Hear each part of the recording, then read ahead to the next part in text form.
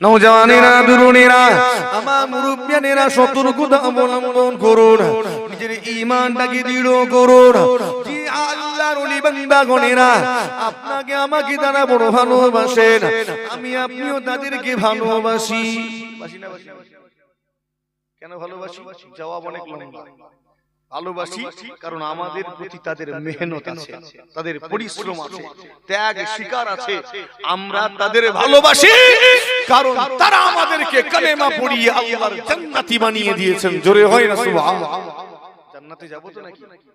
হ্যাঁ, এক যাররা পরিমাণ ঈমান যদি থাকে, জেল খেটে হলেও, আযাব ভোগ করে হলেও শেষে তো যাব। কি কারণে যাব? ঈমান আছে, কালেমা পড়েছে, কালেমা পড়েছে। তো এই কালেমা আমাদের কে পৌঁছে দিয়েছেন আমাদের কাছে? আল্লাহর ওলিরা। আমার নবী পাক সাল্লাল্লাহু আলাইহি ওয়াসাল্লাম এই ভারতবর্ষের এই গ্রামে এসে এই মানুষগুলোকে কালেমা পড়াননি। কথা ঠিক না ভুল? তিনি আরবে মরুভূমির মাঝখানে আল্লাহর ইসলামকে প্রতিষ্ঠা করেছেন শেষ নবী হিসাবে, শেষ নবী হিসাবে। আর ওই ইসলাম দুনিয়া জমিনে ছড়িয়ে দিয়েছেন আল্লাহর ওলিরা, মাহবুব পিয়ারা বান্দারা, সাহাবায়ে کرام গণেরা, তাবেঈন, তাবেঈন, ইমাম মুজতাহিদিন, হুজুর কিবলা, আমাদের পীর ও মুর্শিদ হুজুর কিবলা গণেরা। একবার জোরে হয় না সুবহানাল্লাহ? তো আমরা আল্লাহর ওলিদের ওসিলায় কালেমা পেয়েছি। বিশেষ করে গরিবে নামাজ হুজুরের অবদান সবচেয়ে বেশি। কথা ঠিক না ভুল? জি হ্যাঁ, শুনে রেখে দিন, আল্লাহর ওলি বান্দারা আমাদের জন্য অনেক মেহনত করেছেন। সবার আগে আমাদেরকে তারা কালেমা পড়ালেন। কালেমা পড়ানোর সাথে সাথেই বলে দেননি যাও নামাজটা পড়ো, রোজা রাখো, হজ করো, বলে দেননি। কেননা মানুষটা সবে কালেমা পড়েছে, নামাজ জানে না, রোজা জানে না, তাসবিহ তিলাওয়াতও জানে না।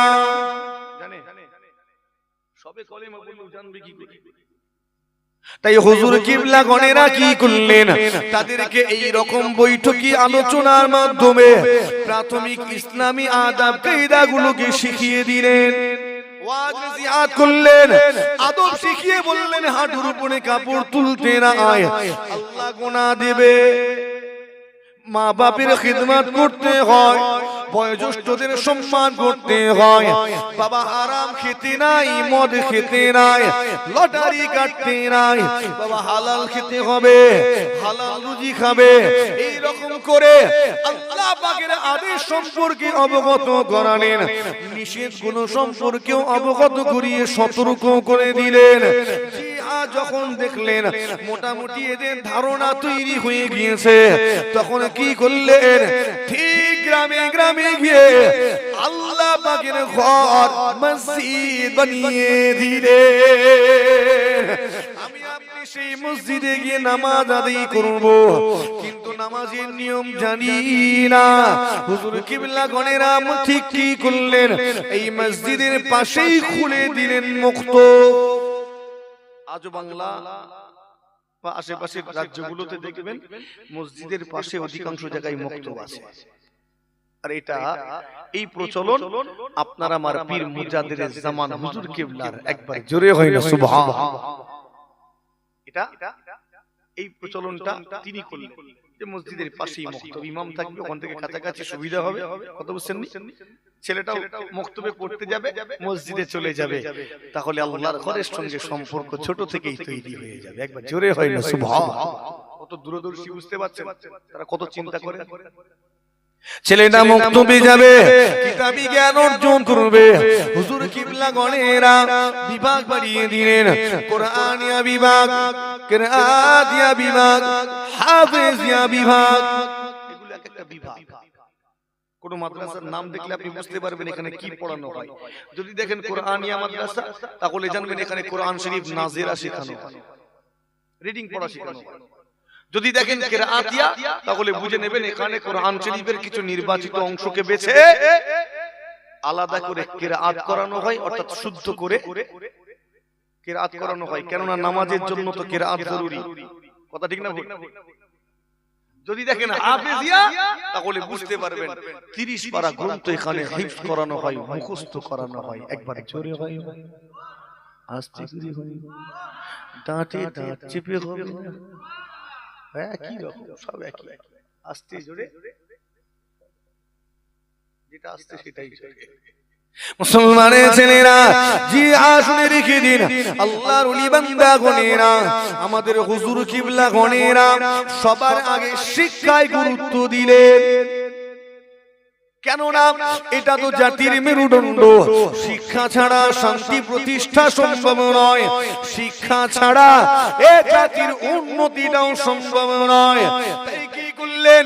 কেবল কোরআন শরীফ হিফজ করলে হবে না, এদেরকে ওই কোরআন শরীফের অন্তর্নিহিত অর্থটাকে বুঝতে হবে।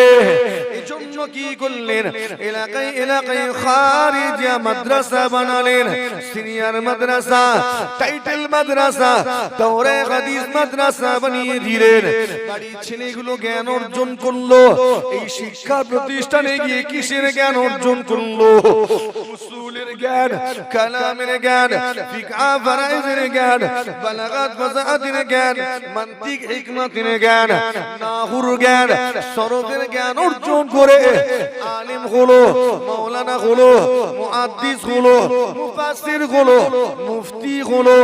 এখন সে ইসলামটাকে সুন্দরভাবে বোঝে, নিজেও সুন্দর করে ইসলামটা পালন করে, আর গ্রামের আম ইমানদার গুলোকেও সুন্দরভাবে ধর্ম পালনের দিক নির্দেশনা দেয়। হুজুর কিবলা গণেরা চিন্তা করলেন, কেবল ধর্মীয় শিক্ষা অর্জন করে আলেম মাওলানা হয়ে পৃথিবীর সেরা জাতি হওয়া যাবে না। সেরা জাতি হতে গেলে তোমাকে সব বিষয়ে পারদর্শী হতে হবে। তাই এলাকায় এলাকায় গিয়ে জেনারেল মাদ্রাসা বানিয়ে দিলেন। বাড়ির ছেলেগুলো এই জেনারেল মাদ্রাসায় গিয়ে জ্ঞান অর্জন করলো। ইতিহাসের জ্ঞান, ভূগোলের জ্ঞান, গণিতের জ্ঞান, সায়েন্সের জ্ঞান, মডার্ন সায়েন্স এন্ড টেকনোলজির জ্ঞান অর্জন করে কেউ ডাক্তার হলো, তো কেউ মাস্টার হলো, ইঞ্জিনিয়ার, প্রফেসর, লেকচারার হলো, সায়েন্টিস্ট হলো, গবেষক হলো। জাতিটা আগিয়ে গেল, দেশটাও আগিয়ে গেল। এবারে হুজুর কিবলা গণেরা তারা ছিলেন বড় দূরদর্শী, বড় বিচক্ষণ। সমাজের প্রতি গভীর দৃষ্টি নিক্ষেপ করে লক্ষ্য করলেন এই জাতির পুরুষগুলো শিক্ষিত হয়, কিন্তু মহিলাগুলোকে পর্দার দোহাই দিয়ে চার দেওয়ালের মধ্যে সীমাবদ্ধ করে দেওয়া হয়। ঠিক বলছি না?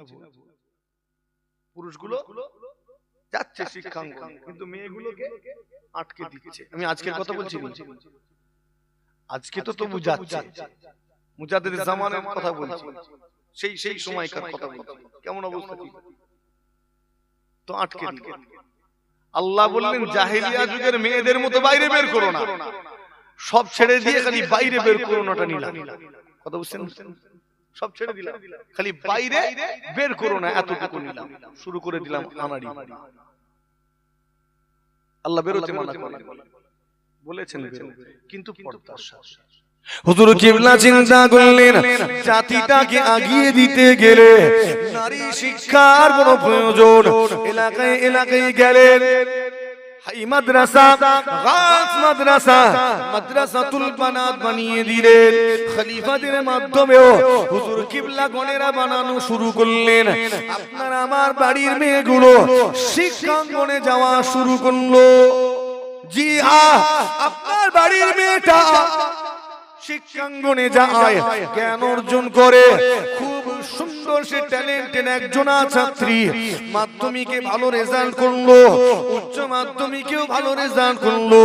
তার মনে বড় আশা, আমি ডাক্তার হব, সমাজের উপকার করব, মানুষের জান বাঁচাবো, সেবা করব।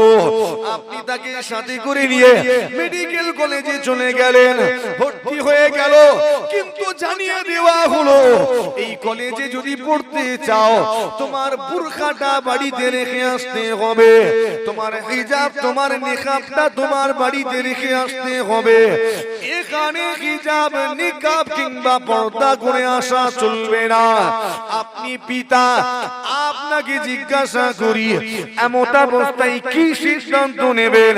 মেয়েটাকে বুরখা ছাড়াবেন, পড়াবেন, নাকি পড়া ছাড়াবেন, বুরখা পড়াবেন? সুবহানাল্লাহ বলার জন্য আমি বলি, বুঝতে পারছি কি শুনছেন? বলছে বদমাইশ ছেলে, এক চড় মেরে সব দাঁত ফেলে দেবো, জোরে বলুন না সুবহান। তাও কয়েকটা কারা রে বাবা, এই ওয়াজ শুনছেন আপনারা? হ্যাঁ, তো আজব শ্রোতা রে বাবা, আমার বদনাম হবে।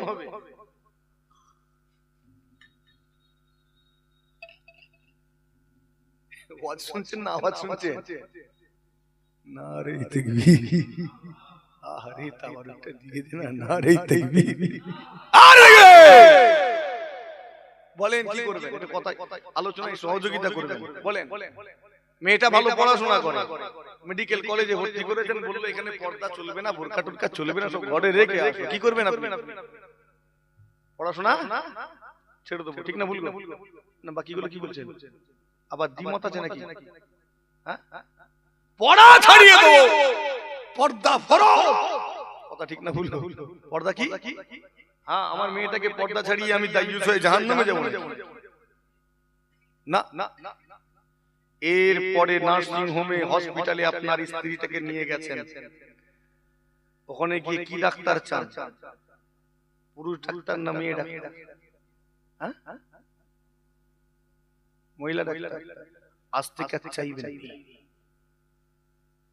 খারাপ লাগলো? কোন মুখ নিয়ে চাইবেন? কোন মুখ নিয়ে চাইবেন? বানিয়েছেন ডাক্তার, আগে ডাক্তার সাপ্লাই দাও, তারপরে গিয়ে চাও। চাইতে হবে না, বাড়ির মেয়েটাকে ডাক্তার বানিয়ে দাও। তুমি ওই হসপিটালের নার্সিং হোমে যাওয়ার আগে দূর থেকে দেখবে তোমার মেয়েটা ওই চেয়ারে বসে বসে তোমারই অপেক্ষা করছে। একবার জোরে হয় না সুবহানাল্লাহ? ঠিক বলছি তো নাকি? আর বানাবনি না বানিয়ে বলবো লেডিস ডাক্তার যাবে, সামান্য আল্ট্রাসাউন্ড করতে যাবেন আপনার ফ্যামিলিকে নিয়ে, ওখানে যারা সব ওটা একটা ডাক্তার নাকি, গিয়ে দেখবেন ছেলে বসে আছে, মেয়ে পাওয়া মুশকিল, কথা ঠিক বলছি না? হ্যাঁ, খুব তো পর্দা পর্দা করছিলেন, কি হলো? খুব পর্দা পর্দা করছিলেন, আমার আলোচনা গায়ে লাগবে। আর এখন যে আলোচনাটা করতে যাচ্ছি একটুখানি শুনবেন, না হলে ভুল বুঝে আমাকেই ফতোয়া দিবেন, ফতোয়া দিয়ে দিয়ে আপনারা মেরে ফেলবেন আমাকে। কারণ এই জাতি যারা উপকার করতে গেছে তারাই বাঁচ পেয়েছে। আমিও কিছু বলতে যাবো, উল্টে খেয়ে বসে থাকবো। শোনেন, সিদ্ধান্ত কি? জ্ঞান অর্জন করাটা কি নফল তো নাকি? এই জ্ঞান অর্জন করা, বাহ, মাদ্রাসা ছেড়ে নাকি? ওই জন্যই জোর দিয়ে বলেছি। মসজিদে নামাজ চলছে জোহরে, মাদ্রাসায় ক্লাস চলছে, এমন হয় না? হয় না? আমিও কখনো কখনো মাদ্রাসায় পড়ার সময় দেখেছি, যদিও টিফিন টাইম থাকে, তারপরেও কিছু কিছু ক্লাস একটু লম্বা হয়ে যায়, কোনো আলোচনা একটু বেড়ে যায়, তো তখন দেখেছি শিক্ষক পড়িয়ে যাচ্ছেন আমাদের, আমরা উসুস করছি, হয়েছে এরকম সময়। তো বলেন একই টাইম যোহরের ওয়াক্তে জামাত হচ্ছে, এদিকে ক্লাস চলছে, আপনি কোথায় যাবেন? মসজিদে না মাদ্রাসায়? তাড়াতাড়ি কি হলো রে আল্লাহ, বলেন কেন? দেও নারে তাকবীর, মোটামুটি বেঁচে আছে, বলেন না কোথায় যাব?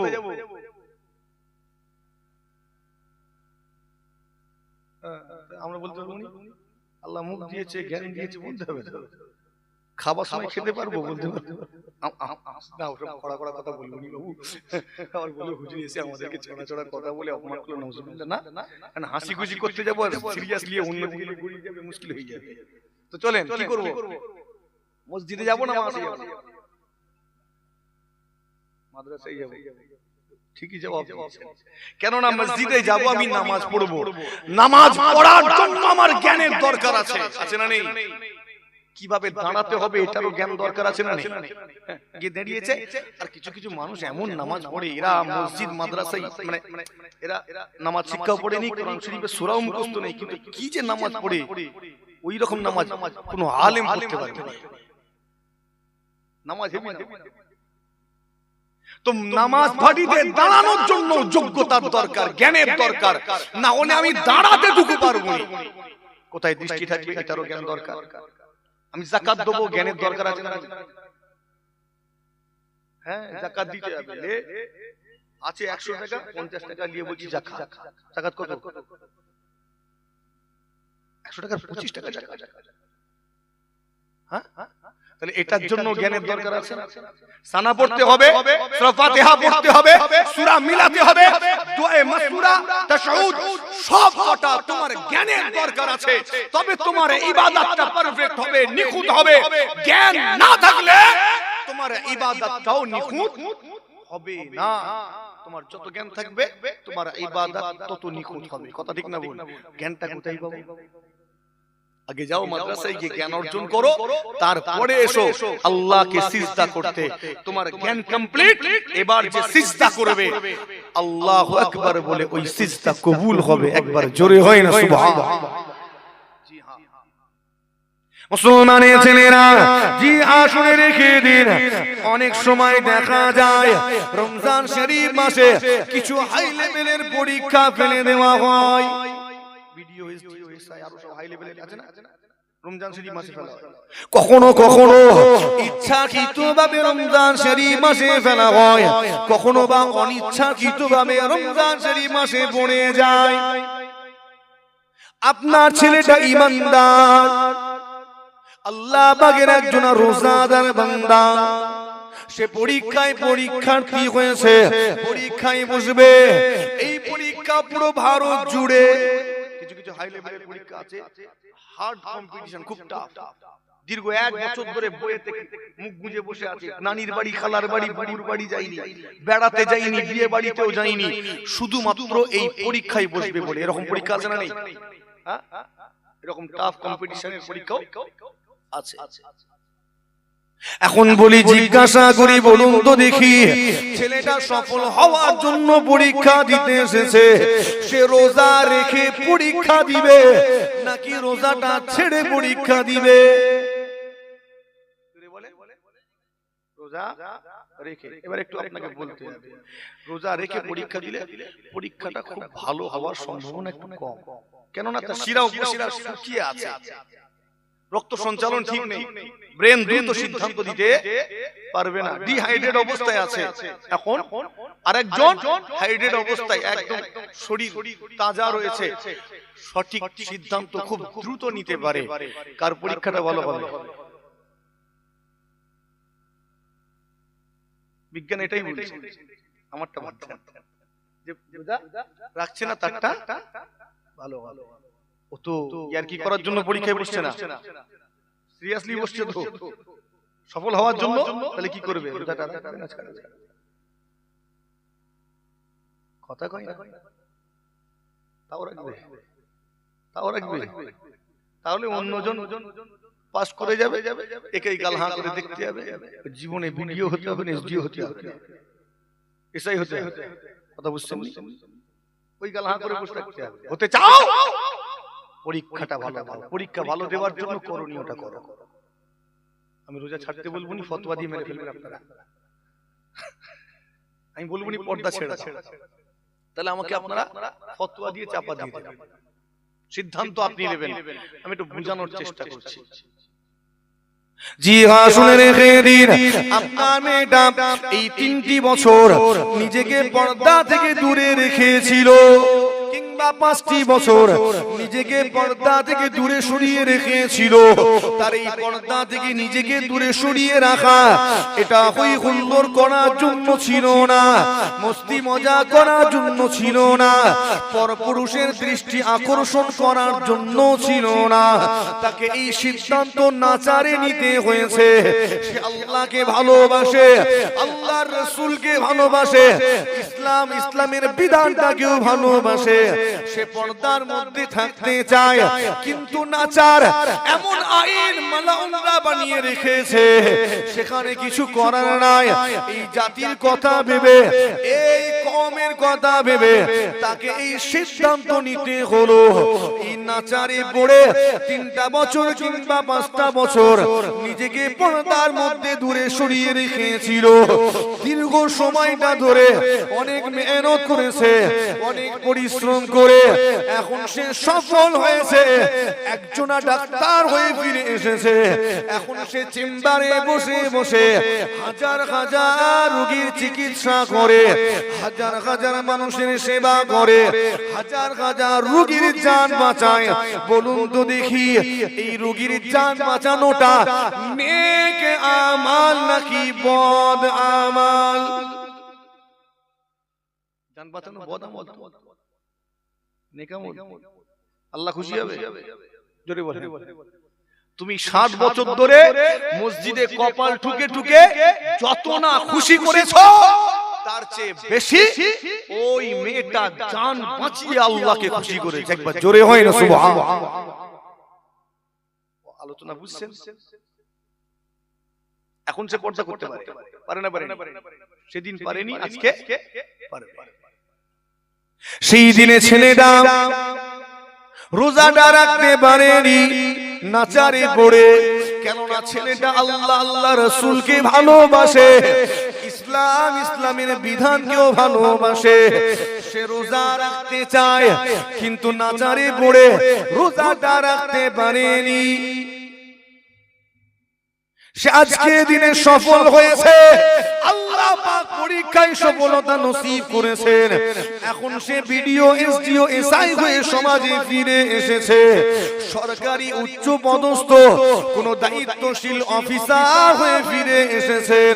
বলুন তো দেখি, এখন যদি সে মনে করে সেই দিনের ছেড়ে দেওয়া রোজাটা আদায় করতে পারবে কিনা পারবে নি? এখন পারবে? বুঝছেন? এখন সে মানুষের সেবা করে, মানুষের উপকার করে, দেশের নাগরিকের উপকার করে। এই উপকার করাটা নেক আমাল নাকি বদ আমাল? এটা অনেক আমল। হ্যাঁ, তাহলে এগুলো করেও জান্নাত পাওয়া যায়। আমি যে ওয়াজটা করছি, কোন ইসলামিক কান্ট্রিতে এই ওয়াজ করতে পারবো না। এই ওয়াজ ইসলামিক কান্ট্রির জন্য নয়, আমি আগেই বলে দিচ্ছি। আরবে গিয়ে ওয়াজ হবে নাকি? পাকিস্তানে, বাংলাদেশে না। এই ওয়াজ ভারতে। এই ওয়াজ কোথায়? কেননা স্থান কাল পাত্র হিসাবে কখনো কখনো ফতোয়া পরিবর্তন হয় না, হয়নি? এই দাঁড়িয়ে পেশাব করা যাবে? যাবে না? হাদিস আছে, আমার নবী নিজে দাঁড়িয়ে পেশাব করেছেন। খেলা সামলাই ভাই, কি করবে? তাহলে স্থান কাল পাত্র হিসাবে কখনো ফতোয়া পরিবর্তন হয়। যে ওয়াজ আমি করতে যাচ্ছি, এই ওয়াজ ইসলামিক কান্ট্রির জন্য নয়, কেননা সেখানে তো হিজাব পরেই কলেজে যেতে হবে, এটা বাধ্যতামূলক। আর আমার দেশে আইন তো মালাউনদের হাতে, ঠিক না? ভুল? বিড়ালের গলায় তো ঘন্টা বাঁধতে হবে। তুমি আজের টপে পৌঁছাও, আগে যাও, তুমি ওই যারা আইন পরিবর্তন করে তাদের সঙ্গী হয়ে যাও। ওখানে গিয়ে তুমি এই কঠিন আইনটাকে সহজ করতে পারবে। তো ওখানে যেতে তো হবে আগে, ঠিক বলছি না? ভুল? ওই বিড়ালের গলায় ঘন্টাটাকে বাঁধতে হবে কবে? জি হ্যাঁ, শুনে রেখে দিন, আল্লাহ পাকের কোরআন, এই আয়াত যদি না থাকতো এই ওয়াজও করতে পারতাম না। এই আয়াতটার জন্য আমি জানি এরা সব ফতোয়া দিয়ে মেরে ফেলবে আমায়, তো আমার দলিল দরকার আছে না? অস্ত্র রেখেছি আমি, অস্ত্র রেখেছি আমি, জানি তা না হলে আমাকে মেরে ফেলবে। এর আগে যারা যারা এই জাতির উপকার করতে গেছে তারাই তো এসেছে, তো আমি করতে গেলে আমার কাজ নেই, ওই জন্য রেখে দিচ্ছি অস্ত্র।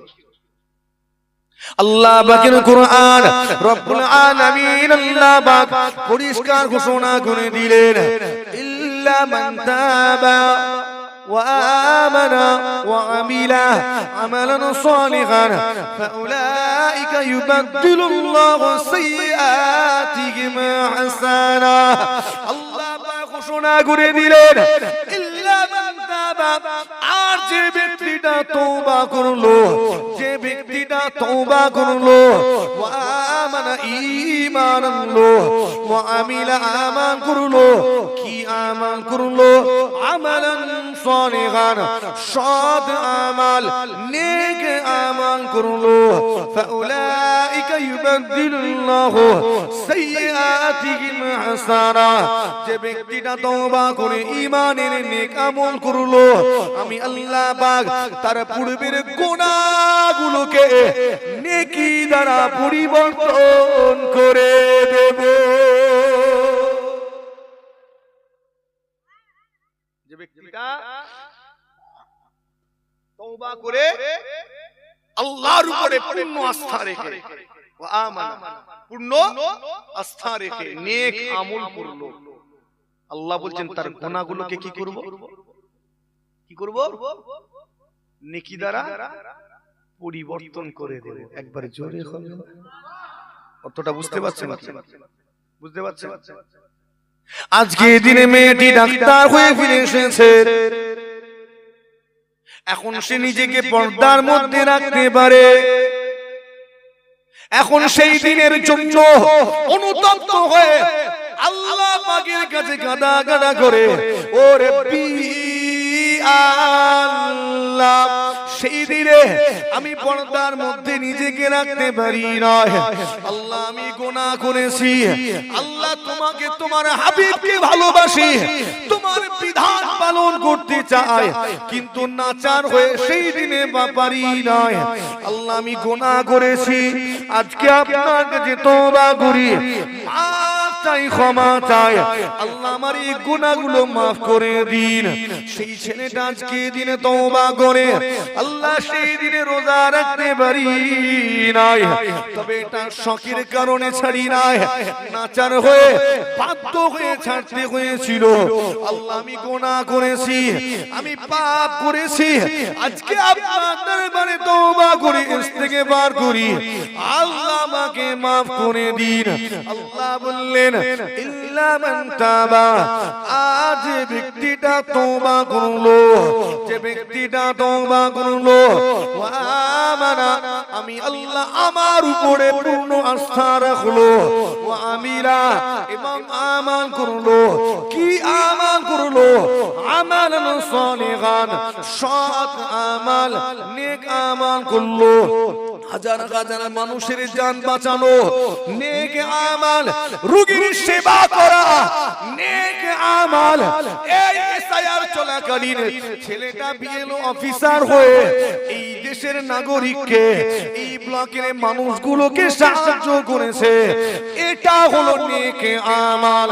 আল্লাহ বলছেন তওবা করে আমার উপরে পূর্ণ আস্থা রেখে ঈমান এনে নেক আমল করার খাতিরে আমি আল্লাহ ওই বান্দা বান্দির উপরে খুশি হয়ে যায়, এতটা খুশি হয়ে যায়, বান্দার উপরে খুশি হয়ে গিয়ে বান্দার পূর্বের গুনাহগুলোকে নেকি দ্বারা পরিবর্তন করে দেব। অর্থাৎ ছিল ওটা গুনার পাহাড়, আমি আল্লাহ ওর নেক আমল করার খাতিরে ওই গুনার পাহাড়টাকে নেকির পাহাড় বানিয়ে দেব। আরে দেখবে ওয়াজ বুঝছেন তো? বুঝলেই হবে, ফতোয়া দিবার আগে ভাববেন বাস। জি হ্যাঁ, আমার জাতিটাকে আগাতে আমরা আমাদের বাড়ির মেয়েদের টার্গেট ছোট করে দিয়েছি, ছোট করে দিয়েছি। কি রকম? যাও তুমি মেয়ে হয়ে জন্মেছো, তোমার সব কাজ ওই রান্না চালাই, ঠিক না ভুল? রান্না তুমি পিএইচডি করো, কি করলে হাড়ির কালিটা সহজে তোলা যায়, কি করলে তরকারির টেস্ট বাড়ে। যে যুগে মেয়েরা চাঁদে পৌঁছে গেল, নাসাতে গিয়ে দেখেন মেয়ে ছেলে গবেষণা করছে, ঠিক না ভুল? ইসরো ভারতের মহাকাশ গবেষণা কেন্দ্র, মেয়ে ওখানে গবেষণা করছে, রিসার্চ করছে। জি হ্যাঁ, ট্রেন চালাচ্ছে, প্লেন চালাচ্ছে, ফাইটার বিমানগুলো চালাচ্ছে, সেনাবাহিনীতেও আছে, ঠিক বলছি না ভুলবো? সে যুগে আমরা আমাদের মেয়েগুলোকে ওই রান্না করে পাঠাচ্ছি। আমার কথা খারাপ লাগছে, ভালো ভালো বুঝেন। আপনি যদি এটাও না চান, আপনার মেয়েটাকে তো বলতে পারেন, মা তোর তো মাশাআল্লাহ ভালো বুদ্ধি, ট্যালেন্ট আছে, এত পড়াশোনা করেছিস, এক কাজ কর না। প্রত্যেকটা দিন ইসলামের বিরুদ্ধে কুফার, তারা বেদিনেরা ইসলামের বিরুদ্ধে বই লিখছে, ঠিক বলছে না ভুল? ইসলামের বিরুদ্ধে বই লিখছে না প্রত্যেকটা দিন। আপনার মেয়েটাকে তো বলতে পারেন, মা তুই এত পড়াশোনা করেছিস, তোর মাশাআল্লাহ ভালো জ্ঞান আছে, এক কাজ কর, তুই একটু ইসলামের হয়ে কোনো ধন্যা মা। বলতে পারি না? কিন্তু এই বুদ্ধিটাও আমাদের নেই, এটাও আমরা এটাও আল্লাহ আমাদের আকলে সেলিম সঠিক বুঝক্ষমতা নসিব করেন, বলি না আল্লাহুম্মা। মুসলমানের জেনেরা ও নওজওয়ানেরা তরুণেরা আমার নবী বাগুনেরা খেয়াল করে শুনে রেখে দিন সেই আইয়ামে জাহিলিয়া যুগটা পুনরায় আর ফিরে আসবে না তবে সেই যুগের প্রত্যেকটা কাজ একটা একটা করে আপনার আমার সমাজে ফিরে ফিরে আসবে সেই যুগে চুরি হতো এই আমলটা ফিরে এসেছে ডাকাতি হতো রাজধানী ছিনতাই হতো মারামারি কাটাকাটি খুনোখুনি হতো সেই যুগে মানুষ মদ্যপ অবস্থায় পড়ে থাকতো জুয়ার আড্ডাখানায় ব্যস্ত থাকতো লটারি কাটতো সেই যুগে মানুষ নানান রকম অসামাজিক কাজে জড়িয়ে থাকতো এই সমস্ত গুলো আমরা তো দেখতেই পাচ্ছি ফিরে এসে গেছে সেই যুগে নারীদের সম্মান ছিল না ইজ্জত ছিল না তাদেরকে ভোগের সামগ্রী মনে করা হতো পায়ের পাপুষ মনে করা হতো সমাজে তাদের বেঁচে থাকার অধিকারটুকুও ছিল না তাদেরকে জীবন্ত হত্যা করা হতো বালি খুঁড়ে পুঁতে দেওয়া হতো কোন মা যখন গর্ভবতী হতেন চিন্তিত হয়ে পড়তেন ও আল্লাহ আমার এই গর্ভস্থ বাচ্চাটি যেন কন্যা না হয়ে যায় কেননা যদি কন্যা হয় তার বাপ নিজে হাতে বালি খুঁড়ে তাকে পুঁতে দেবে সেই যুগের নারীরা বেপরদা আলাদে বাইরে অর্ধ উলঙ্গ অবস্থায় ঘুরে ঘুরে বেড়াতো এগুলো আসেনি মনে হয় এসছে আমাদের বাড়ির মেয়েরা বাইরে ঘুরে বেড়ায় কি বেপরদা হয়ে সেই যুগে বাপ তার নিজে হাতে নিজের বাচ্চাকে হত্যা করতো আজকে করে না আজকের দিনেও এই আমলটা ফিরে এসেছে পদ্ধতিটা পাল্টেছে কি বললাম আমরা শিক্ষিত হয়েছি না সভ্য হয়েছি ডিজিটাল হয়েছি ডিজিটাল ইন্ডিয়ার মানুষ পদ্ধতিটাও পাল্টে ফেলেছে সেদিন ভূমিষ্ঠ হওয়ার পরে হত্যা করত আজকে ভূমিষ্ঠটুকু হতে দেয় না মা তার নিজের গর্ভে নিজের সন্তানকে হত্যা করে কথা ঠিক বললাম না পদ্ধতি পাল্টিয়েছি কাজ জারি আছে সংখ্যাটা কত গুগলকে গিয়ে প্রশ্ন করুন চ্যাট জিপিটি মোবাইলে নিয়ে বসে আছেন প্রশ্ন করুন বর্তমান ভারতবর্ষে আমার দেশে কতগুলো মা তার গর্ভস্থ বাচ্চাকে হত্যা করে রেজাল্ট দেখলে অবাক হয়ে যাবে তাও যেটা রেকর্ডে আছে সেটা জানাচ্ছে যেটা রেকর্ডে নেই স্বামী আর স্ত্রী ছাড়া কেউ জানে না ওগুলো তো যোগ হবে তাহলে সংখ্যাটা কোথায় গিয়ে দাঁড়াবে বুঝতে পারছেন আমরা নাকি শিক্ষিত জাতি ঘোড়ার ডিম আমরা নাকি সভ্য জাতি লজ্জা করে না তুমি তো খুনি তোমার হাতে রক্ত লেগে আছে খুন লেগে আছে তুমি নিজের সন্তানের খুনি কথা ঠিক বলছি না ভুল হ্যাঁ নিজের হাতে নিজের সন্তানকে হত্যা করেছো তুমি কাতিল নিজের সন্তানের কাতিল মুসলমানের ছেলেরা ও নওজওয়ানেরা তরুণেরা রব্বুল আলামিন আল্লাহ পাক কাল মাশারের ময়দানে কঠিন মুসিবতের দিনে ওই সমস্ত পিতা মাতাগুলোকে দাঁড় করিয়ে জিজ্ঞাসা করবেন এই সমস্ত পিতা মাতা জিজ্ঞাসিত হবে আল্লাহ পাক তাদেরকে সওয়াল করবেন বিআই যামবিন কুতিলাত কোন অপরাধে তুমি তাকে হত্যা করেছিলে বলো তুমি হত্যা করেছিলে নিজে হাতে নিজের সন্তানকে তার অপরাধ কি ছিল দোষ কি ছিল প্রত্যেকটা পিতা মাতা সেই দিনে জিজ্ঞাসিত হবে তুমি কেন নিজে হাতে এই সন্তানকে হত্যা করেছিলে জবাব দাও জবাব তোমাকে দিতেই হবে জবাব তোমাকে দিতেই হবে, তোমার ছাড় নাই, তোমার কোনো রেহাই নাই। ও মুসলমানের ছেলেরা, ওই জাহেলিয়া যুগের প্রত্যেকটা আমল ফিরে ফিরে আসবে। সেই দিনে জিনা ব্যভিচার ব্যাপকভাবে বেড়ে গিয়েছিল, আজকে দিনেও বাড়বে। বাড়বে না? বাড়বে না? সেই দিনে নারীগুলো অর্ধ উলঙ্গ অবস্থায় বাড়ির বাইরে ঘুরে বেড়াতো, আজকে দিনে এটা দেখা যায় কিনা যায়নি? এটা এই আমল এসেছে, এই কাজটা। হাই রে, আমার নবী পাকের প্রত্যেকটা কথা তো মিলে যাচ্ছে। আল্লাহ পাকের কোরআন রব্বুল আলামিন ঘোষণা করে দিলেন, ওয়াকরনা ফি বুয়ুতিকুন্না ওয়ালা তাবাররুজনা তাবাররুজাল জাহিলিয়াতিল উলা। এ জগতের ঈমানদারেরা, তোমরা তোমাদের বাড়ির মহিলাগুলোকে অর্ধ উলঙ্গ অবস্থায় জাহেলিয়া যুগের নারীদের মতো বাইরে বের করো না। বের করতে মানা করলেন, কথা ঠিক না ভুল? মানা করলেন, আমরা বেরোনো বন্ধ করে দিলাম একটা শ্রেণী, আর একটা শ্রেণী পুরো ছেড়ে দিলাম। আল্লাহ বললেন কি, আমরা করলাম। বলা হলো ধর, আমরা কি করলাম? পুরো বেঁধে ফেললাম। ঠিক না ভুল? বলা হলো ধর, আমরা কি করলাম? পুরো বেঁধে ফেললাম। আল্লাহ বাইরে বেরোতে মানা করেছেন মেয়েদের?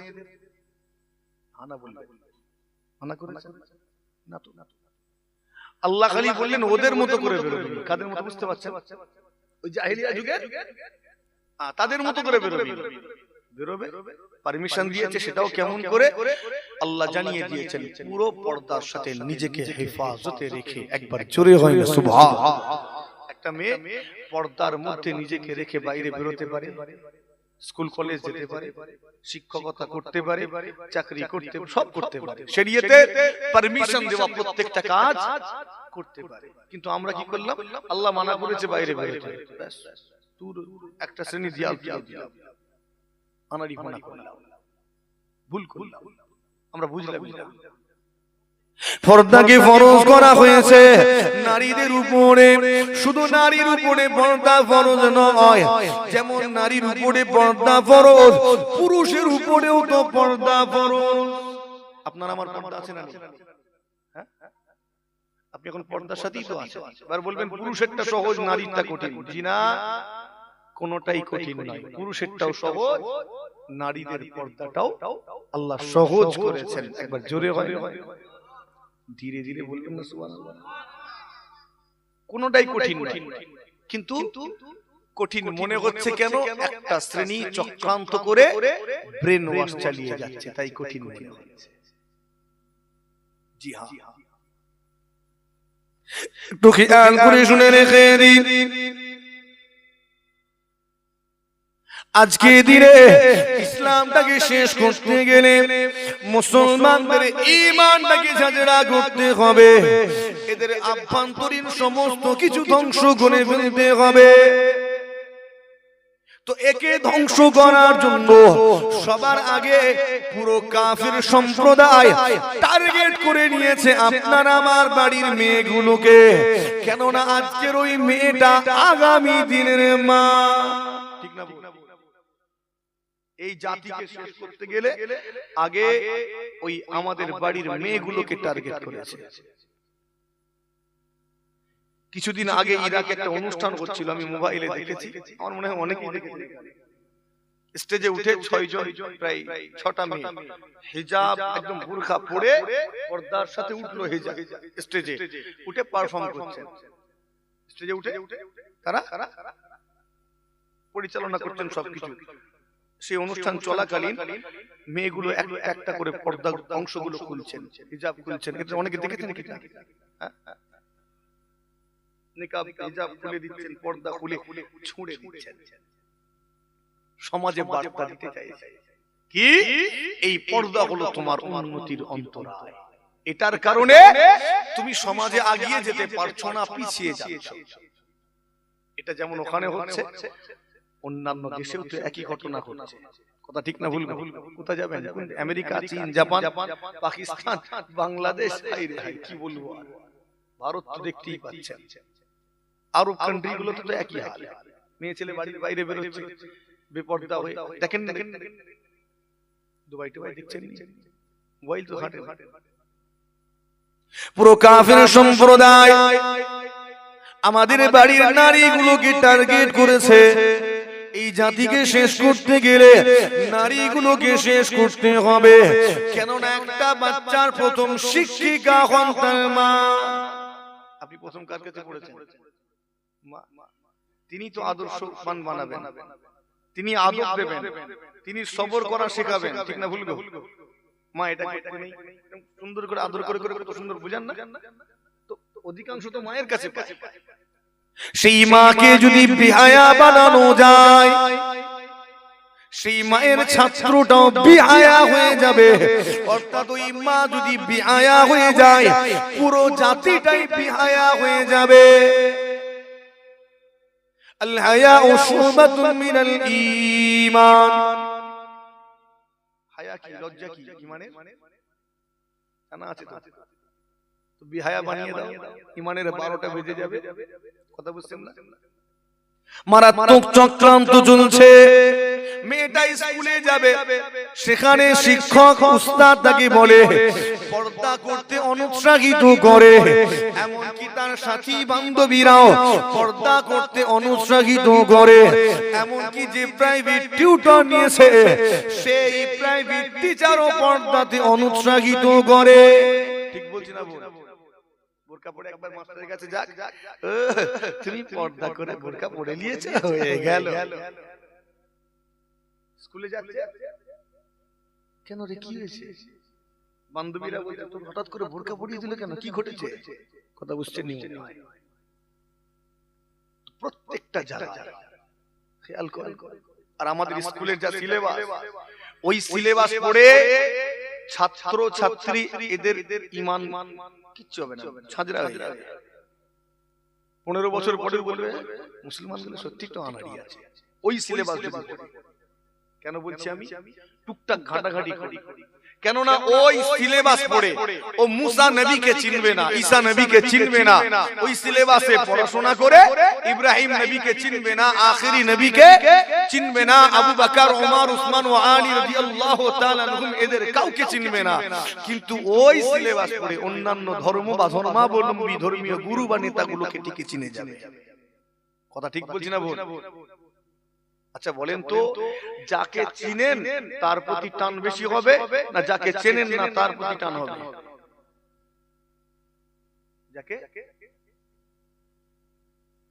যাকে চিনি তার প্রতি একটা দুর্বলতা তৈরি হবে, টান তৈরি হবে। হাজারো খারাপ কাজের মধ্যে একটা ভালো কাজ হলে বলবে এই কাজটা ভালো করেছে, ঠিক বুঝি না? একটা টান হবে না? হবে না? যাকে চেনে তার প্রতি টান। তো ও তো মুসা নবীকে চেনে না, ঈসা নবীকে চেনে না, ও তো অন্য জনকে চেনে, তো টান কার প্রতি হবে? ইসলামের প্রতি। কথা বুঝাতে পারছি না? 15-20 বছর পরে বলবে এই আলেম ওলামাগুলো, মাওলানাগুলো নাই একটু বেশি গোঁড়ামি করে, চক্রান্ত বুঝতে পারেন? মুসলমান শুনে রেখে দিন, সুলতান সালাহুদ্দিন আইয়ুবী যখন বাইতুল মুকাদ্দাস জয় করলেন, মসজিদে আকসা জয় করার পরেতে ওই ইহুদি কমান্ডার গুলোকে লাইন দিয়ে দাঁড় করিয়েছিলেন। তাদের মধ্য থেকে একজন কমান্ডার বলেছিল, ও সুলতান সালাহুদ্দিন শোনো শোনো শোনো, আমরা আগামী দিনে এমন কোন মা ছেড়ে দেব না যে মা সুলতান সালাহুদ্দিনের মতো সন্তানকে গর্ভে ধারণ করতে পারে। আগামী দিনে এমন কোন মা অবশিষ্ট রাখবো না যে মা সুলতান সালাহুদ্দিনের মতো বীর মুজাহিদকে জন্ম দিতে পারে। মারাত্মক চক্রান্ত, মাকে বেহায়া করো, ব্যাস জাতিটাই শেষ। কথা ঠিক বলছি না? বুঝছেন তো নাকি? একটু মনোযোগ দিয়ে শোনা দরকার, একটু খেয়াল করেন তো। আজকে শ্যাম্পু মাখবে মাথায়, ওতে এমন কিছু পদার্থ মিক্স করা হলো ওই শ্যাম্পু ব্যবহার করলে সন্তান জন্মদানে অক্ষম হবে। ক্রিম মুখে ব্যবহার করছে, লোশন মাখছে, এমন কিছু দ্রব্য ওখানে মিক্স করা হলো, এমন কিছু কেমিক্যাল বলবো না কি বলবো, যেটা ওই নারীর সন্তান জন্মদানে তাকে অক্ষম করে। এমন কিছু ওখানে আছে, ওখানে লেখাও থাকে অনেক সময় ক্ষতিকারক পদার্থগুলো কি। যারা সায়েন্স নিয়ে পড়েছে জিজ্ঞেস করবেন, তারা বলবে। আপনি বলবেন হুজুর এই সামান্য জিনিসে কি ক্ষতি করবে? আপনি যখন অসুস্থ হন একটুখানি ভালো ভালো করে রসুন তেল করে আপনাকে মালিশ করে দেওয়া হয়, আরাম পান না পান? কথা বলে না কেন? পুরো শরীরে এটার প্রভাব পড়ে না পড়ে? সব জায়গায় তো দেওয়া হয়নি, হয়তো পুরো শরীরে এর প্রভাব পড়লো কি? মাথায় তেল দিলাম, পুরো পায়ের গোড়ালি পর্যন্ত এটা তাসির পড়ে। ঠিক বলছি না?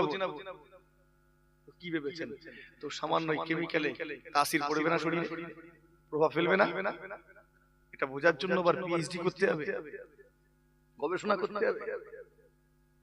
নওজওয়ানেরা, তরুণেরা, আমার মুরব্বিয়ানেরা, একটু খেয়াল করে শুনে রেখে দিন। আপনার আমার বাড়ির মহিলাগুলোকে পর্দার মধ্যে রাখতে হবে, কেননা আল্লাহ ফরজ করে দিয়েছেন আপনি তাকে পর্দার মধ্যে রাখবেন। যদি সে বেপর্দা হালতে ঘোরাফেরা করে, তাহলে ওই মেয়েটির কারণে 4 জনা পুরুষ জাহান্নামী হবে। কেননা আমার নবী জানিয়ে দিয়েছেন, একটা মেয়ে যখন জাহান্নামে যাবে, সঙ্গে 4 জনা পুরুষকে টেনে টেনে নিয়ে যাবে। এই 4 জনা পুরুষ কারা কারা? প্রথমত তার পিতা, দ্বিতীয়ত বড় ভাই, তৃতীয়ত স্বামী, চতুর্থত তার বড় ছেলে। কেন একটা মেয়ে তার পুরো জীবনকালে কোনো না কোনো সময় এই 4 জনা পুরুষের আন্ডারে ছিলেন, তাদের দায়িত্বে ছিলেন। ও জানেরা, জি আসলে রেখে দিলেন, আপনি আপনার বাড়ির মানুষটাকে একটা পর্দা কিনে দিন, বোরকা কিনে দিন, বলে দিন এই নাও তোমার উপরে আল্লাহ ফরজ করেছেন, একটু খেয়াল রেখো, তোমার কারণে যেন আমাকে জাহান্নামী হতে না হয়। এটা বলে দেন, তুমি আমার বাড়ির মানুষ, তোমাকে ভালোবাসি, কিন্তু খেয়াল রেখো তোমার কারণে যেন আমাকে জাহান্নামী হতে না হয়। আমার জাহান্নামে যাওয়ার কারণটা যেন তুমি অন্তত না হও, এটা খালি জানিয়ে দেবা। কথা ঠিক না ভুল? খোলা মাথা রেখে ঘুরে বেড়াচ্ছে, যাও না। একটা কাক আছে, মাথায় ঠোকর মেরে মেরে মাথার খিলুটা ফাটিয়ে মাথার মগজটাকে টুকরে টুকরে কুড়ে কুড়ে খাবে। কথা ঠিক না ভুল? মনে করেছে শেষ হয়ে যাবে, আমি মরে যাবো, ঝামেলা শেষ। মরণ আর নয়, ওই একবারই শেষ হয়ে গেছে, আল্লাহর হুকুম হবে, পুনরায় পূর্বের অবস্থায় ফিরে আসবে, আবার ঠোকর মেরে মেরে খাবে। কতদিন চলবে আযাব? কথা বলে। বড় একটা পাথর ফেরেশতারা নিয়ে গিয়ে বান্দার মাথায় দাম করে মারলো, মাথাটা ভেঙে চুরমার হয়ে গেল, মগজগুলো ছিটকে বেরিয়ে গেল, পাথরটা গড়িয়ে দূরে চলে গেল। ফেরেশতা কুড়িয়ে আনবেন পাথরটা, যেই কুড়িয়ে আনবেন, আনতে করতে মাথা পূর্বের অবস্থায় ফিরে আসবে, ঠিক হয়ে যাবে। আবার মারবেন, ফের পাথর গড়িয়ে যাবে, মাথা ভেঙে চুরমার হয়ে যাবে, কুড়িয়ে আনতে করতে আবার মাথা ঠিক। এই আযাব কতদিন ধরে চলবে? 1 মাস 2 মাস? এই ঘটনা কিয়ামতের পরে, এটা কিয়ামতের পরে অনন্ত কাল ধরে চলবে। এই শাস্তি অনন্ত কাল ধরে একদম কন্টিনিউ চলতেই থাকবে, বন্ধ নেই। পাকের নাম মোবারক শুনে অথবা নেয়, উচ্চারণ করে অথবা নাম শুনে ওই ব্যক্তিটার উপরে আমার নবী পাকের প্রতি দরুদ শরীফ তেলাওয়াত করাটা ওয়াজিব হয়ে যায়। জোরে হয় না সুবহানাল্লাহ? বাধ্যতামূলক তোমাকে দরুদ শরীফ পড়তেই হবে। যদি না পড়ি আমরা, তাহলে গুনাহগার হয়ে যাব, ওয়াজিব ছেড়ে দেওয়ার গুনাহ হবে। অতএব সতর্কতা অবলম্বন করব। আল্লাহ তৌফিক দেন। দরুদ শরীফ তেলাওয়াতের আগে আওয়াজটা দেখে নেব, নারে তাকবীর, আরো বাড়াতে হবে, নারে তাকবীর। সিলসিলায়ে হক মুজাদ্দিদিজ জামান দাদা পীরের হক সিলসিলা, নারে আওয়াজ বজায় রেখে মুহাব্বতে দরুদ শরীফ তেলাওয়াত করি। আল্লাহুম্মা সাল্লি আলা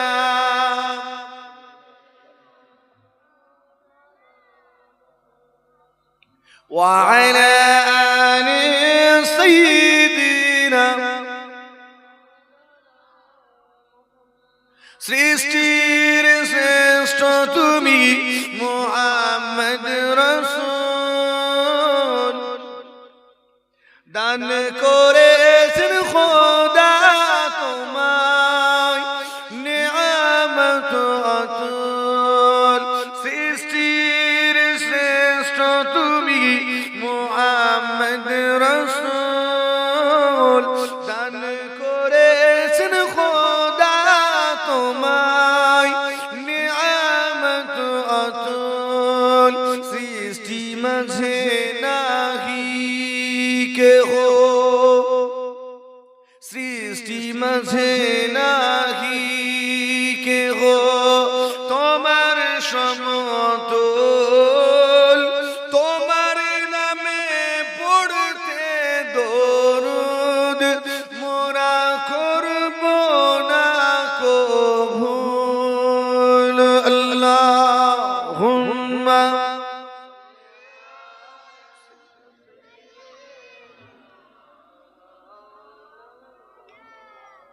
وعلى آل سيدنا لا إله إلا الله আরো জোরে লা ইলাহা ইল্লাল্লাহ হাসবি রব্বি জাল্লাল্লাহ نور محمد صلى الله لا إله إلا الله لا إله إلا الله محمد رسول الله صلى الله عليه وسلم উপস্থিত আমার দিন দরদি নেককার আল্লাহ ওয়ালা পরহেজগার মুমিন মুসলমান ভাইজানেরা মুরব্বিয়ানেরা জওয়ান যুবকেরা পর্দার অন্তরালে অথবা নিজ বাড়িতে অবস্থিত পর্দা নিশিনা মহিলা মা ও বোনেরা রব্বুল আলামিন আল্লাহ পাকের দরবারে শুকরিয়া যিনি আমাদের নসিবকে বড় করলেন আজ ক্ষণস্থায়ী বেহেশতের বাগান কায়েম করালেন সে বাগানে আমাদের মতো গুনাহগার গুলোকে বাছাই করে জায়গা দিলেন তিনি আমাদের খুশ নসিব করলেন পছন্দ করেছেন বলে ভালোবেসেছেন বলে জান্নাতের বাগানে জায়গা দিয়ে খুশ নসিব করেছেন সকলে শুকরিয়া আদায় করি উচ্চারণ করে আল্লাহর তারিফ করি সকলে মিলে বলি আলহামদুলিল্লাহ উচ্চারণ করে বলি আলহামদুলিল্লাহ অদম গুনাহগার এসেছি আপনার দাদা পীরের আওলাদ হিসাবে খুব সংক্ষেপে দুটো কথা আলোচনা রাখবো শুনবেন তো খেয়াল আছে শোনা পরিস্থিতি অনুযায়ী সিদ্ধান্ত নেওয়া হবে ওয়াজ নসিহত মাশাআল্লাহ অনেক হয় মজলিস অনেক হয় বিভিন্ন জায়গাতে আমরা সেই মাহফিলগুলোতে যাই নিজেদের জীবনের সবচেয়ে মূল্যবান সম্পদটা আমরা খরচ করি ইমানদারের জীবনের সবচেয়ে মূল্যবান সম্পদ হলো টাকা ঠিক না না জমি জায়গা টাকা না জমি জায়গা হিরে জহরত সোনা গহনা ইমানদারের জীবনের সবচেয়ে শ্রেষ্ঠ সম্পদ হলো তার সময় টাইম হায়াত আয়ু ওটা নির্দিষ্ট টাকা আজ কম আছে কাল বাড়িয়ে নিতে পারবো জমি জায়গা কম আছে কাল মেহনত করে বাড়িয়ে নিতে পারবো আজকে হিরে জহরত সোনা গয়না কম আছে বাড়িয়ে নিতে পারবো সময় কম আছে বাড়িয়ে নিতে পারবো এজন্য সময় সবচেয়ে মূল্যবান সম্পদ এটা জমিয়ে রাখা সম্ভব নয় আজও পর্যন্ত কেউ পারেনি আটকে রাখা সম্ভব নয় প্রত্যেকটা মুহূর্তে খরচ হতে আছে এই কারণে মূল্যবান সেই মূল্যবান সম্পদ এই জান্নাতের বাগানে এসে খরচ করছি ইনভেস্ট করছি যাবার সময় নিজেকে জিজ্ঞেস করব না কি নিলাম কি পেলাম কেননা আমি আমার জীবনের শ্রেষ্ঠ সম্পদটা খরচ করছি এটার বিনিময়ে আমি কি হাসিল করছি দেখতে হবে না হবে নিজেকে নিয়ে ভাবতে হবে যে ব্যক্তিটা নিজেকে নিয়ে ভাবে, নিজেকে নিয়ে সমীক্ষা করে, সে কখনো পিছিয়ে থাকতে পারে না, সে কখনো পিছিয়ে থাকা তার সম্ভব নয়। কেননা যে ব্যক্তি নিজেকে নিয়ে ভাববে, নিজেকে নিয়ে চিন্তা করবে, তার চালচলন পাল্টে যাবে, কথাবার্তা পাল্টে যাবে, আচার আচরণ, তার বেশভূষা, ভাষাটুকু পাল্টে যাবে, সে হেদায়েত হয়ে যাবে। একবার জোরে হয় না সুবহান। আমরা নিজেদের নিয়ে ভাবি না, আল্লাহ কেন বানালেন, কেন আমাকে বানালেন, কেন দুনিয়ায় পাঠিয়ে হায়াত দিলেন 60 বছর, কেন 70 বছর হায়াত দিলেন, কেন এত নিয়ামত আমার জন্য বানালেন? এই প্রশ্নটা করা জরুরি। কথা বলে যেদিন এই প্রশ্নের উত্তর খুঁজে পেয়ে যাব, আমরা একজন দৃঢ় ঈমানের অধিকারী হয়ে যাব। একবার জোরে হয় সুবহানাল্লাহ। আল্লাহ হাজির করিয়েছে। আজকে দিনে মাহফিল গুলো হয় বিভিন্ন জায়গাতে, কিছু মানুষ এই ধরনের মাহফিলের আবার বিরোধিতাও করে। আমি জানি না এখানে কেউ করেন কিনা। বলে কি হবে রে জলসা দিয়ে, কি লাভ? বলে না বলে না বলে এখানে বলে এখানে বলে। তো কিছু কিছু মানুষ বলে, আমি লক্ষ্য করে দেখেছি যারা বলে এরা অ্যাকচুয়াল জলসার বিরোধিতা করার জন্য বলে না। এরা কেন বলে জানেন? যাতে চাঁদা দিতে না হয়। ঠিক না? যখন চাঁদা চাইতে যাওয়া হয় তখনই টেম্পার নিয়ে নাই, কি হবে সব জলসা দিয়ে কি লাভ, তখন তার আগে না। অন্যান্য মাজলিসে যেখানে চাঁদা দিতে হয় না চলে যায়, গিয়ে বসে একটু তাবারুক নেয়। ঠিক না বলবো? আপনি চাঁদা দিতে পারবেন না, আপনি বলে দেন ভাই আমি পারবো না, কিন্তু খবরদার এই সব মাহফিল গুলোকে দায়ী করবেন না, মাহফিলকে দোষ দেবেন না। এই দোষটা দেওয়াটা আপনার ভুল হচ্ছে। কেননা আপনি যে মাহফিলের দিকে আঙ্গুল তুলছেন, এই মাহফিলের কারণে আমরা অনেক ফায়দা পাই। কথা ঠিক না ভুল? পাই তো নাকি? প্রথম ফায়দা, যে গ্রামে মাহফিল কায়েম হয়, আল্লাহ ওই গ্রামটাকে বালা মুসিবত, বিপদ আপদ গজব থেকে হেফাজত করেন। জোরে হয় না সুবহানাল্লাহ। যখন কায়েম করা হয়, মানুষগুলো দান করে, দানশীল হয়ে যায়, সওয়াব 1 টাকা দান করলে 10 টাকার সওয়াব। একবার জোরে হয় না, আস্তে করে হয় না সুবহানাল্লাহ। হেঁটে হেঁটে যখন মাহফিলে আসি, প্রত্যেক কদমের ওসিলায় 10টি করে গুনাহ মাফ হয়, 10টি নেকি পাওয়া যায়, 10টি সম্মানকেও আল্লাহ বাড়িয়ে দেন। জোরে হয় না সুবহানাল্লাহ। বারবার সুবহানাল্লাহ বলতে হচ্ছে, অসুবিধা নেই তো? এটারও বলবো। এবার এখানে বসেছি, জান্নাতের বাগানে আল্লাহর রহমত বর্ষণ হয়। আমরা এই মুহূর্তে আল্লাহ পাকের একটি রহমত, একাধিক রহমত পাচ্ছি। একবার জোরে হয় না সুবহানাল্লাহ। এবার এখানে দরুদ শরীফ পড়া হয়। দরুদ শরীফের ফজিলত আমরা সবাই জানি। কালেমা শরীফ পড়া হয়, যে কালেমা শরীফ পার্থক্য করে দেয় মুমিন আর ঈমানি। মানুষটা কালেমা শরীফ পড়ার আগে কাফের, বেঈমান, জাহান্নামী ছিল। যখনই পড়ে নিল কালেমা, হয়ে গেল ঈমানদার, মুমিন, জান্নাতি। একবার জোরে হয় না সুবহানাল্লাহ। যে কালেমা শরীফ পড়লে জান্নাতি হওয়া যায়, এখানে সেই কালেমা শরীফ পড়া হলো না হলো।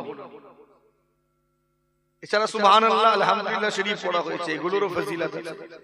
এছাড়া ওয়াজ, নসিহত আমরা শুনছি, এতে আমাদের জ্ঞানের গভীরতা বাড়িয়ে নিতে পারি, আমরা ইসলামী জ্ঞানে জ্ঞানী হতে পারি। কথা ঠিক না ভুল? এখানে বসে বসে ওয়াজ নসিহত গুলো শুনে অতীতের ভুলটাকেও তো সংশোধন করতে পারি। কেননা এই মাহফিল সংশোধনেরও মাহফিল। জোরে হয় না সুবহানাল্লাহ। এই মাহফিল হেদায়েতের মাহফিল। এগুলো শুনে আগামী দিনে আমরা হেদায়েতের পথ অনুসরণ করতে পারি, কেননা এখান থেকে সে দিক নির্দেশনা পায়। এই মাহফিল দুআর মাহফিল, আমরা নিজেদের জন্য চাইতে। এই মাহফিল সওয়াব রেসানিরও মাহফিল। জোরে হয় না সুবহানাল্লাহ। শেষে হবে না, হবে না, অমুকে রুহে তমুকে রুহে পৌঁছে। এই মাহফিল আমাদের ঈমানদার, গুনাহগার, ওই সমস্ত জাহান্নামী আত্মীয়দেরকে আল্লাহর জান্নাতি বানানোর মাহফিল। জোরে হয় না সুবহানাল্লাহ। সেই মাহফিল সব দিক থেকে আমাদের জন্য উপকারী। খালি আপনি বলে দিলেন চাঁদা দিবার হয়েছে, কি হবে জলসা দিয়ে? চলেন বন্ধ করা হোক, ক্ষতি হবে? ক্ষতি হবে, টাকা বেঁচে যাবে, সময় বেঁচে যাবে, পরিশ্রম বেঁচে যাবে, তাবারুক বেঁচে যাবে, ঠিক না ভুল? বাজবে না বাজবে? বন্ধ করে দিলে কথা বলে না, হাদিয়াও বেঁচে যাবে। তাহলে বন্ধ করবো না, জারি রাখবি? তাও জারি রাখবি না কেন? এই মানুষগুলোকে আজকের দিনে জান্নাতের নিয়ামতের কথা শোনানো হয়, তারপরেও মানুষগুলো জান্নাতে যাওয়ার সেরকম আশা করে না। জাহান্নামের ভয়াবহ শাস্তি, কঠিন আযাবের বর্ণনা দেওয়া হয়, তাও জাহান্নাম থেকে বাঁচতে চাইছে না। কথা ঠিক না ভুল? মিথ্যে কথা বলতে মানা করা হয়, তাও মিথ্যা বলে। ওজনে কম দিতে মানা করা হয়, তাও ওজনে কম দেয়। ধোঁকাবাজি করে, আরো নানান রকমের পাপাচার করে। যদি জলসা বন্ধ করে দেওয়া হয়, এই পাপাচার কমে যাবে না বেড়ে যাবে? কমে যাবে না, আর বেড়ে যাবে? এই ঘটনা ঘটেছিল। আল্লাহ পাক হযরত ঈসা আলাইহিস সালামকে যখন উঠিয়ে নিলেন, আর কোন নবী তখন পাঠাননি। দীর্ঘ সময়, লং টাইম গ্যাপ দিয়েছেন ঈসা আলাইহিস সালামের পরে। উঠিয়ে নেওয়ার পরে আর কেউ ওয়াজ করে না। কে ওয়াজ করবে? তখন ওয়াজ তো নবীগণ করতেন। নবীগণ আশা বন্ধ হয়ে গেল, আমার নবী আখেরি নবী, নবুয়ত বন্ধ। তারপরে এই দায়িত্ব গিয়ে পড়তালো আলেমদের উপরে। আল্লাহ নবী বললেন, আল উলামা ওয়ারাসাতুল আম্বিয়া, আলেম উলামাগণ হলেন নবীগণের ওয়ারিস। একবার জোরে হয় না সুবহান? তো প্রথমে নবীগণ হেদায়েতের কথা বলতেন, এখন কারা বলে? আলেম উলামারা। একটু আলোচনায় সহযোগিতা করবেন, সুবিধা হবে। তো ঈসা আলাইহিস সালামকে উঠিয়ে নেওয়ার পরে আর কেউ ওয়াজ করে না, জলসা করে না। মানুষগুলোকে মিথ্যা কথা বলতে মানা করে না, ওজনে কম দিতে মানা করে না। কেউ বলে না যে মা বাপকে সম্মান করবে, আর বলে না। আল্লাহর কথা বলে না, জাহান্নামের আযাবের কথা বলে না, জান্নাতের নিয়ামতের কথা শোনায় না কেউ। আস্তে আস্তে মানুষগুলো সব ভুলে গেল, আল্লাহকে ভুলে গেল, রাসূলকে ভুলে গেল। আস্তে আস্তে মানুষ দুনিয়াবি পাপাচারে ব্যস্ত হয়ে গেল। মিথ্যা কথা, চুরি, ডাকাতি, রাহাজানি, ছিনতাই, কাটাকাটি, মারামারি, খুনোখুনি বেড়ে গেল। মানুষের মধ্যে অধঃপতন দেখা দিল, এমন এতটাই নিচে নেমে গেল, মানুষ মদ, জুয়া, লটারি, সাট্টা, পাশা, নানা রকম ওয়াহিয়াতি কাজে ব্যস্ত। সামাজিক অবক্ষয় দেখা দিল। এমন অবস্থা যে নিজে হাতে নিজের কন্যাটাকে পর্যন্ত হত্যা করত। নারী জাতির আর সম্মান রইল না। মেয়েগুলো সব বাড়ির বাইরে অর্ধ উলঙ্গ অবস্থায় ঘুরে বেড়াতে লাগলো। কথা ঠিক বলছি না ভুল? হ্যাঁ, যুগটার নাম আইয়ামে জাহেলিয়া, অন্ধকার আচ্ছন্ন সেই মূর্খতার যুগটা। অতঃপর আমার নবী পাক সাল্লাল্লাহু আলাইহি ওয়াসাল্লাম তাশরীফ আনলেন, আবার দাওয়াত দিলেন, ওয়াজ নসিহত করলেন। যখনই ওয়াজ নসিহত করলেন, আল্লাহ পাক দুনিয়াটাকে ইসলামের আলোয় আলোকিত করে দিলেন। জোরে হয় না সুবহান? আল্লাহর কুরআন আল্লাহ জানিয়ে দিলেন, কুল জাআল হক ওয়া যাহাকাল বাতিল ইন্নাল বাতিলা কানা যাহুকা। নবী আপনি বলুন, হক এসে গিয়েছে, বাতিল মিটে গিয়েছে। বাতিলকে মিটতেই হবে, ওটা মিটারই জিনিস। কথা ঠিক না ভুল? ওকে মিটতে হবে, ও মিটার জন্যই তো আসে। আল্লাহ হককে আবার জিন্দা করে, সেটা চলছে। নবী নবুয়ত সে আলেমরা চেষ্টা চালিয়ে যাচ্ছে। এখন যদি এই ওয়াজ আবার বন্ধ হয়, পাপাচার আবার বাড়বে। বাড়বে না বাড়বে? এই যুগটা আমার নবী পাকের জাহেলিয়াত যুগটা ফিরে আসবে না। আমার নবী পাক সাল্লাল্লাহু আলাইহি ওয়াসাল্লাম তাশরীফ আনা থেকে নিয়ে কিয়ামত পর্যন্ত পুরো টাইমটা আমার নবী পাকের যত মানুষ আসবে সব আমার নবীর উম্মত। একবার জোরে হয় না সুবহানাল্লাহ? তাহলে টাইমটা কার চলছে এখন? আমার নবী পাকের। আর সেই যুগটা ফিরে আসবে? আর আসবে না, যুগ আর আসবে না। তবে ওই যুগের প্রত্যেকটা কৃতকর্ম একটা একটা করে আপনার আমার সমাজে ফিরে ফিরে আসবে, আসতেই হবে। না এলে দুনিয়া ধ্বংস হবে না। আর একটা কথা বলে রাখি, কোন ঈমানদার কিয়ামত দেখতে পাবে না।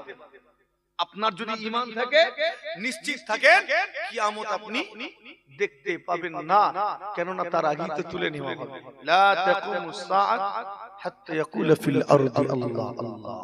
যতদিন আল্লাহ বলনেওয়ালা দুনিয়ায় থাকবে আল্লাহ ততদিন দুনিয়া ধ্বংস করবেন না। শেষ আল্লাহ বলনেওয়ালাটাকে যখন আল্লাহ তুলে নেবে তারপরে তো দুনিয়া ধ্বংস হবে। কথা ঠিক না ভুল? তুলে নেওয়ার পরে ও দেখতে পেল, আপনার ছেলেটারও যদি ঈমান থাকে ও দেখতে পাবে না। কিয়ামত হবে বেঈমানদের উপর, কাফেরদের উপর, অস্বীকারীদের। আস্তে করে দরুদ শরীফ আল্লাহুম্মা সাল্লি আলা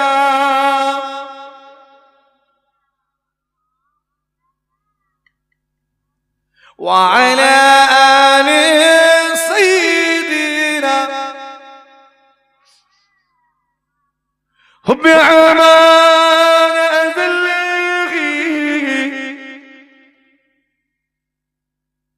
সে সিনে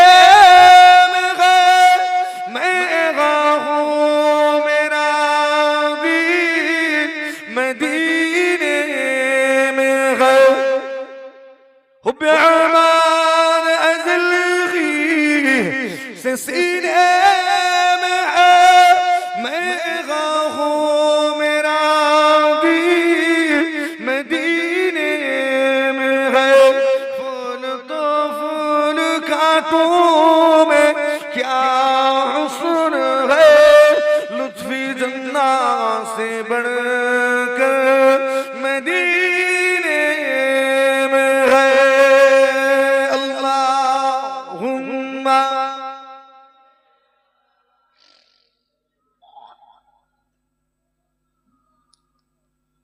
وعلى آل سيدنا আমার দিনদার ইমানদার ভাই নিকরাল্লাহ ওয়ালা পরহেজগার মুমিন মুসলমান ভাইজানেরা মুরব্বিয়ানেরা, আমি অনেকটা আলোচনা বাড়িয়ে ফেলেছি। আপনাকে আঘাত করার জন্য এই আলোচনা ছিল না। আমার বাড়ির মেয়েগুলোকে আঘাতে হবে, নারী শিক্ষার জন্য একটু আমাদের মেহনত করতে হবে। আপনি কোন হসপিটাল কিংবা নার্সিং হোমে গিয়েছেন, গিয়ে অফিসে কথা বলছেন, ভালো করে শুনবেন। অফিসে কথা বলছেন, যখন কথা বলছেন এমন অবস্থায় একটা আওয়াজ এলো, ম্যাডাম আসছে। কে আসছে? কে আসছে? ম্যাডাম। আপনি লক্ষ্য করলেন যখনই এই আওয়াজটা হলো সব সতর্ক হয়ে গেল, যে যেখানে ছিল সব কাজ তাড়াতাড়ি করে সামনে ছুটে এসে লাইন দিয়ে দাঁড়িয়ে গেল। টেবিলে ফাইলগুলো ছড়ানো ছিল, গুছিয়ে সুন্দর করে রাখলো। আপনি চিন্তা করছেন ম্যাডামটা আবার কে? ম্যাডামটা দেখলেন খানিকক্ষণ পরে একটা সাদা গাড়ি এসে গেটের গোড়ায় দাঁড়ালো। একজন ছুটে ছুটে গিয়ে তাড়াতাড়ি করে দরওয়াজাটা খুলেই বলছে, গুড মর্নিং ম্যাডাম। আপনি চিন্তা করছেন কে এই ম্যাডামটা? দেখি ম্যাডাম গাড়ি থেকে যখন বেরোলেন আপনি দেখলেন হিজাব পরিহিতা একজন মহিলা। দেখে আনন্দে মুখটা ফুলে উঠবে না মুখটা কিশমিশের মতো হয়ে যাবে? যে আপনি খুশি হবে। ম্যাডাম সঙ্গে সঙ্গে সব নেমেই দেখছেন অন্যরকম হয়ে আছে। এটা এমন কেন, ওটা অমন কেন, সেটা তেমন কেন, এটা ঠিক করো। তাড়াতাড়ি করে সব ঠিক করছে। মিজাজের সঙ্গে ম্যাডাম চলে গেলেন। যখন যাচ্ছেন সব বাকি কর্মচারী অফিসার সব দাঁড়িয়ে গুড মর্নিং ম্যাডাম, সব স্যালুট করছে। ম্যাডামের কোনো তোয়াক্কা নেই, ফুল মেজাজে যাচ্ছেন। গিয়ে চেয়ারে বসলেন, টেবিলে রাখা ফাইলগুলো তাড়াতাড়ি করে দেখে আইন জারি করলেন, অর্ডার দিলেন, ওখানে চ্যানেলটা লাগিয়ে দাও, একে সিলাইন দিয়ে দাও, ওকে দুটো ট্যাবলেট, ওকে ইনজেকশন দিয়ে দাও, একে ওটিতে ঠেলে দাও। অর্ডার দিয়ে চলে গেলেন। খুশি হবেন আপনি না মন খারাপ হয়ে যাবে? মেল ইগো কাজ করবে না? পুরুষের একটা বদনাম আছে, মেল ইগো কাজ করবে না? আমি পারিনি, তুই কি করে করবি, তোকেও করতে দেব না। কথা ঠিক না? আচ্ছা বলেন তো, সেই দিন ওই ম্যাডাম যদি বলতেন আমি পড়া ছেড়ে দেব কিন্তু বুরখাটা ছাড়বো নি, আজকের এই জায়গায় পৌঁছতে হতো? কথা বলে পারতেন না? আমি কিছু বলিনি, আমি আপনাকে বিষয়টাকে বলেছি, সিদ্ধান্ত আপনি নেবেন, আমাকে ফতোয়া দেওয়া। যে মুসলমানের ছেলেরা ও নওজওয়ানেরা তরুণেরা, আলোচনা সংক্ষেপ করতে চাই। এই জাতিটাকে শেষ করতে গেলে প্রথম টার্গেট বানানো হলো আমাদের বাড়ির মেয়েগুলোকে। আজকের মেয়ে আগামী দিনের মা। এই মেয়েটা বিআয়া হলে, মা বিআয়া হলে তার আওলাদগুলোকেও বিআয়া বানানো হবে। এই জাতিটা বিহায়া জাতি হয়ে যাবে। আর এবারে দ্বিতীয় টার্গেট বানানো হলো আপনার আমার বাড়ির যুবকগুলোকে। ঠিক বলছি না? প্রথম টার্গেট মেয়েরা, দ্বিতীয় বলবো এটা বলবো বলছে বলে যুবকরা খেপে যাবে। নেই আপনার আমার এই সমাজটাকে ধ্বংস করতে গেলে, মুসলমানদেরকে শেষ করতে গেলে দ্বিতীয় টার্গেট বানানো হলো আমাদের বাড়ির যুবকগুলোকে। ভালো করে লক্ষ্য করবেন, এই যুবকগুলোকে টার্গেট বানানো হয়েছে নানান রকমের অনৈতিক কাজে, অসামাজিক কাজে আমাদের যুবকগুলোকে জড়িয়ে দেওয়া হচ্ছে। এলাকায় এলাকায় জোর করে করে গাঁজা সাপ্লাই দেওয়া হচ্ছে, গাঁজা ঢুকিয়ে দেওয়া হচ্ছে, এলাকায় এলাকায় মদ ঢুকিয়ে দেওয়া হচ্ছে, যুবকগুলোকে মাতাল বানিয়ে দেওয়া হচ্ছে, এলাকায় এলাকায় জুয়ার আড্ডাখানা বানানো হচ্ছে, জুয়ার আসর বসানো হচ্ছে, ক্যাসিনো বানানো হচ্ছে, এলাকায় এলাকায় ঢোকার মুখে, গ্রামে প্রবেশের মুখে লটারির দোকানটা কৌশল করে চক্রান্ত করে বসিয়ে দেওয়া হচ্ছে।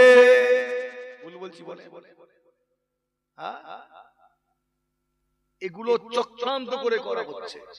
এটা খুবড়িতে ঢোকে না। এটা বুঝার জন্য কি তোমাকে এমএ বিএ তোমাকে পিএইচডি করতে হবে? এটা বুঝার জন্য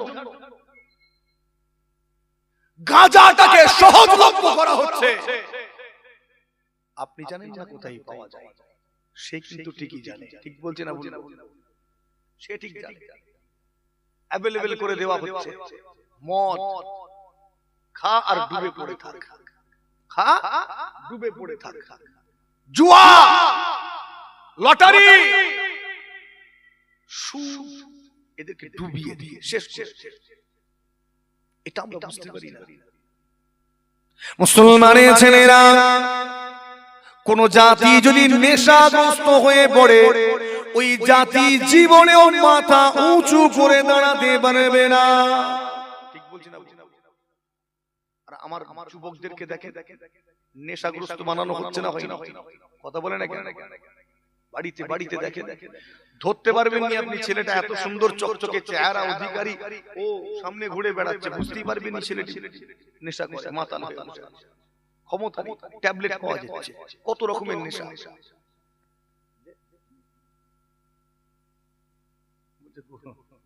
রাতও হচ্ছে ধরে এরকম একটা একটা করে সাবজেক্ট আলোচনা করলে সুবিধা হয়। আমার জাতির ধ্বংসের কারণগুলো একটু বলছি।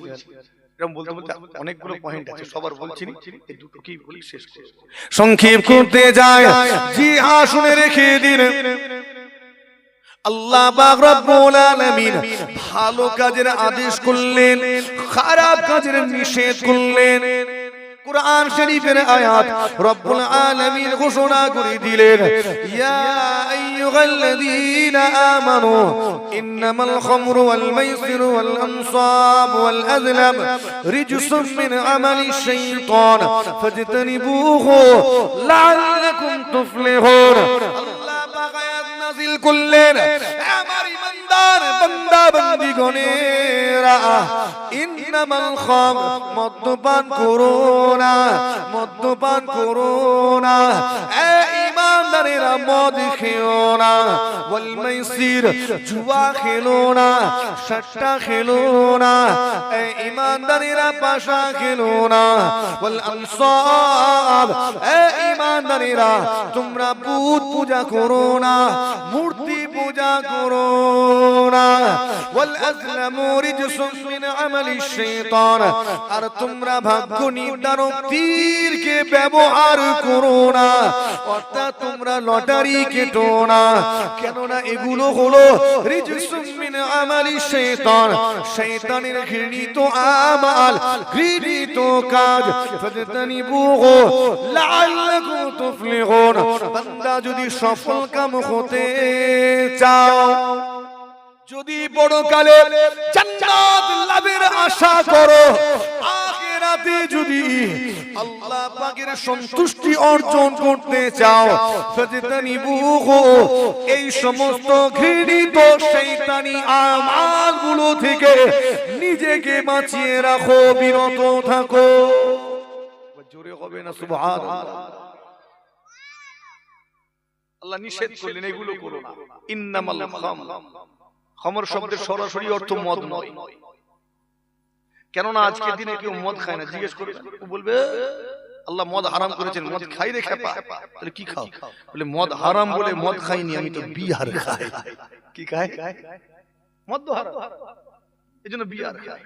আল্লাহ জানেন এরা চালাকি করবে, জানেন না জানেন, চালাকি করে তাওরাত পাল্টে ফেলেছে, জাবুর পাল্টে ফেলেছে, ইনজিলে বিকৃতি ঘটিয়েছে। আল্লাহ জানেন এরা চালাকি করে সুদকে প্রফিট বলে চালিয়ে দেবে, জানেন না জানেন।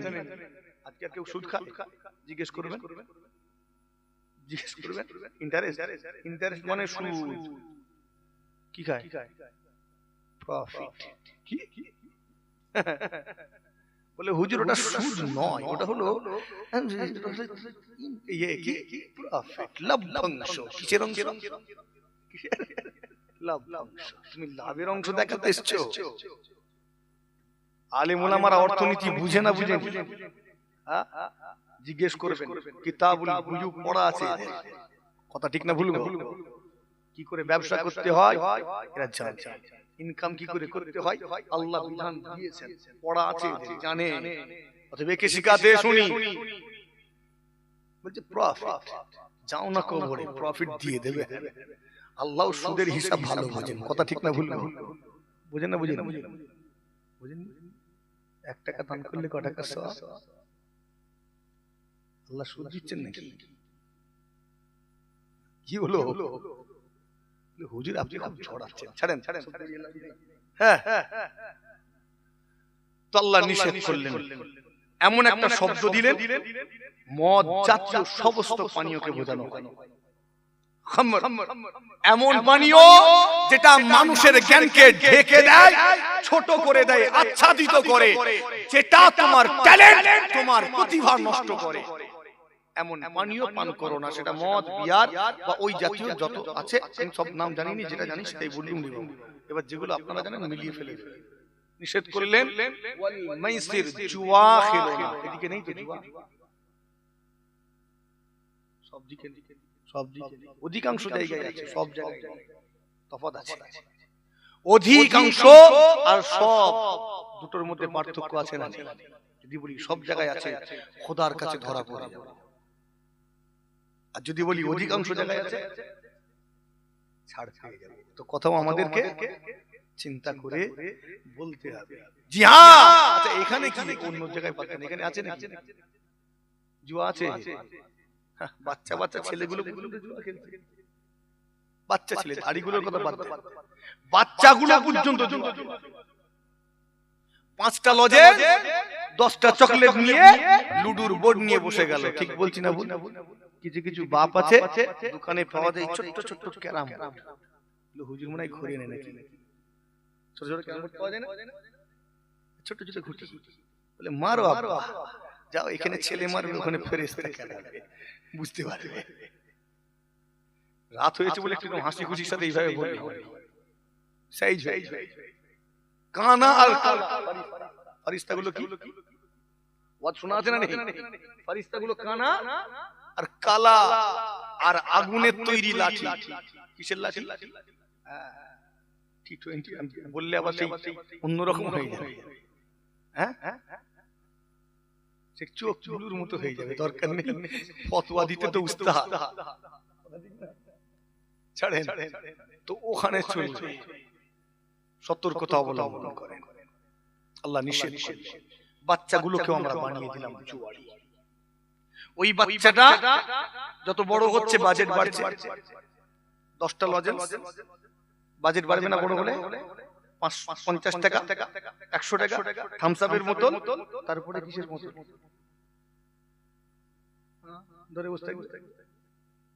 আল্লাহ পাক নিষেধ করলেন ওয়াল আনসাব, এ ঈমানদারেরা বুত পূজা করো না, মূর্তি পূজা করো না। মুসলমান এটা করে, ঈমানদার করে।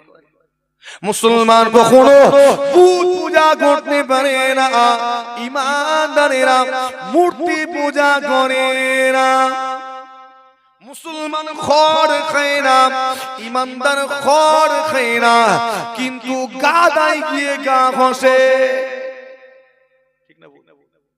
খড় খায়, বুত পূজা করে। কিছুদিন আগে বিশাল বড় বড় প্যান্ডেল হয়েছিল, বিশাল লাইটিং জাঁকজমক করে বিশাল বড় বড় অনুষ্ঠান হলো। তোমার বাড়ির সন্তান, তোমার বাড়ির ছেলেটা তোমারই বুলেটটা নিয়ে বেরিয়ে গেল, একটা বন্ধুকে সাথে করে নিয়ে এই প্যান্ডেল ওই প্যান্ডেল সেই প্যান্ডেলে ধাক্কা খেয়ে গা ঘষে বাড়ি এলো। প্যান্ডেলগুলো জলসার প্যান্ডেল ছিল না, নবীজি ঘোষের প্যান্ডেল নাই। কিসের প্যান্ডেল? হ্যাঁ, বুঝছেন? কি করতে গেল? তুমি গেলে কি করতে? যেখানে ইসলামে গান বাজনা জায়েজ, যেখানে গান বাজনা হবে সেখানে যাওয়া হুকুম আছে।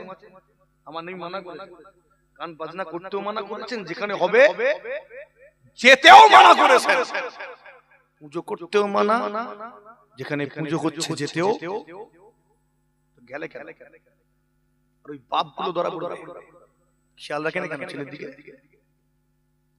খেয়াল রাখেন কেন? রাখার দরকার ছিল না? ছিল। অনেক জায়গায় দেখা যায় মুসলমান ঘরে ছেলে আবার কমিটিতে নাম লিখিয়ে চাঁদা তুলে। আবার কিছু কিছু জায়গায় দেখা যায় এলাকার লোকাল নেতা, পাতি নেতা, লোকাল নেতা, পাতি নেতা, নেতা হওয়ার পরে নিজেকে ইন্টারন্যাশনাল লেভেলের নেতা ভাবতে শুরু করেছে। এমন হাবভাব, এমন মিজাজ, এমন চলন, তাই এখন সমাজে সম্প্রীতি ফিরানোর ঠেকা তিনি নিয়ে বসে গেছেন। সমাজে সম্প্রীতি রক্ষার দায়িত্ব তার কাঁধে। তাই কি করলেন? একদিন সুন্দর দল বল বানিয়ে সেজে গুজে হেলে দুলে, সেজে গুজে হেলে ধুলে একটা ফোল্ডিং কাঁচি নিয়ে টুক করে ফিতা কেটে উদ্বোধন করে চলে এলেন। ঠিক বলছি? ভুল বলছি? এটাও ঠিক বলছি? তুই গেলি কেন ওখানে? কে যেতে বলেছিল? আল্লাহ যেতে বলেছে? আমার নবী বলেছেন? তো আমার নবী তোকে মানা করা সত্ত্বেও তুই গেলি কেন? নিজেকে মুসলমান বলে আল্লাহ পাক আরো নিষেধ করলেন, ওয়াল আজলামু রিজসুম মিন আমালিশ শাইতান। আর ভাগ্য নির্ধারক তীরকে ব্যবহার করো না, লটারি কেটো না। গ্রামের মুখেই বসিয়ে দিয়েছে। আর খাজা বাবা লটারি সেন্টার, দোকানের কি নাম? নিজের চোখে দোকানটা দেখে এসেছি, বাস্তব খোদার কসম বলছি, নিজের চোখে দেখেছি। খাজা বাবা লটারি সেন্টার, দুটো লটারির দোকান পাশাপাশি আছে। একটা অন্যান্য ধর্মাবলম্বী মানুষ, তিনি তার ধর্মীয় গুরুর নাম দিয়ে খুলেছেন, সে তার ধর্মীয় নেতা একজন নাম দিয়ে খুলেছেন। যেমন হয় রে ভাই, এই চিন্তা করছে ও তো ওর ধর্মের নেতার নাম দিয়েছে, আমি কাঁদ দেবো। তাহলে আমি একটা আমার ধর্মীয় নেতার নাম দিই, তো তো খুঁজে খুঁজে খুঁজে খুঁজে পেয়ে গেল কাকে? আমার খাজা গরিবের নওয়াজ হুজুরকে। বড় ভালোবাসে, তাই হুজুরের নাম দিয়ে খুলে দিল কি খাজা বাবা লটারি সেন্টার। একটাও মিস যাবে না, প্রত্যেকটাই লেগে যাবে। ঠিক না বলবো? যে যাবে কাটবে কনফার্ম জান্নাতি নাকি? এই কনফার্ম জান্নাতি তো কি? হ্যাঁ, মদ খাবো তা আবার বিসমিল্লাহ বলে যাও না, বুঝবে বুঝবে আল্লাহ মাফ করে আমাদের সমাজে। আচ্ছা, এই যে আমি কথাগুলো বলছি, যদি মদের দোকানদার এখানে থাকে আমাকে খুব ভালোবাসবে, ভালোবাসবে না? কি বলছেন? লটারি দোকানদার আমায় ভালোবাসবে না? ভালোবাসবে? পরের বছর চাঁদা দেবে না? ও না দিয়ে হারামখোরেরা মসজিদ মাদ্রাসা জলসায় চাঁদা দিবেনি, মানা করছি। আমাদের ইবাদতগুলোর 12টা বাজে পরিষ্কার। খারাপ লাগলো মনে হচ্ছে কথাটা। আমি গিয়ে মসজিদে নামাজ পড়বো, আমার ছেলেটা গিয়ে নামাজ পড়বে, তার ছেলেটা গিয়ে নামাজ পড়বে, দিয়ে দিল হারাম টাকা, একদম মার্বেল বসিয়ে দিল। পুরো খানদানে কজন আসবে সবার নামাজের 12টা বাজে। ঠিক বলছি না? কারণ নামাজ কবুল হবে। যাবো কোথায়?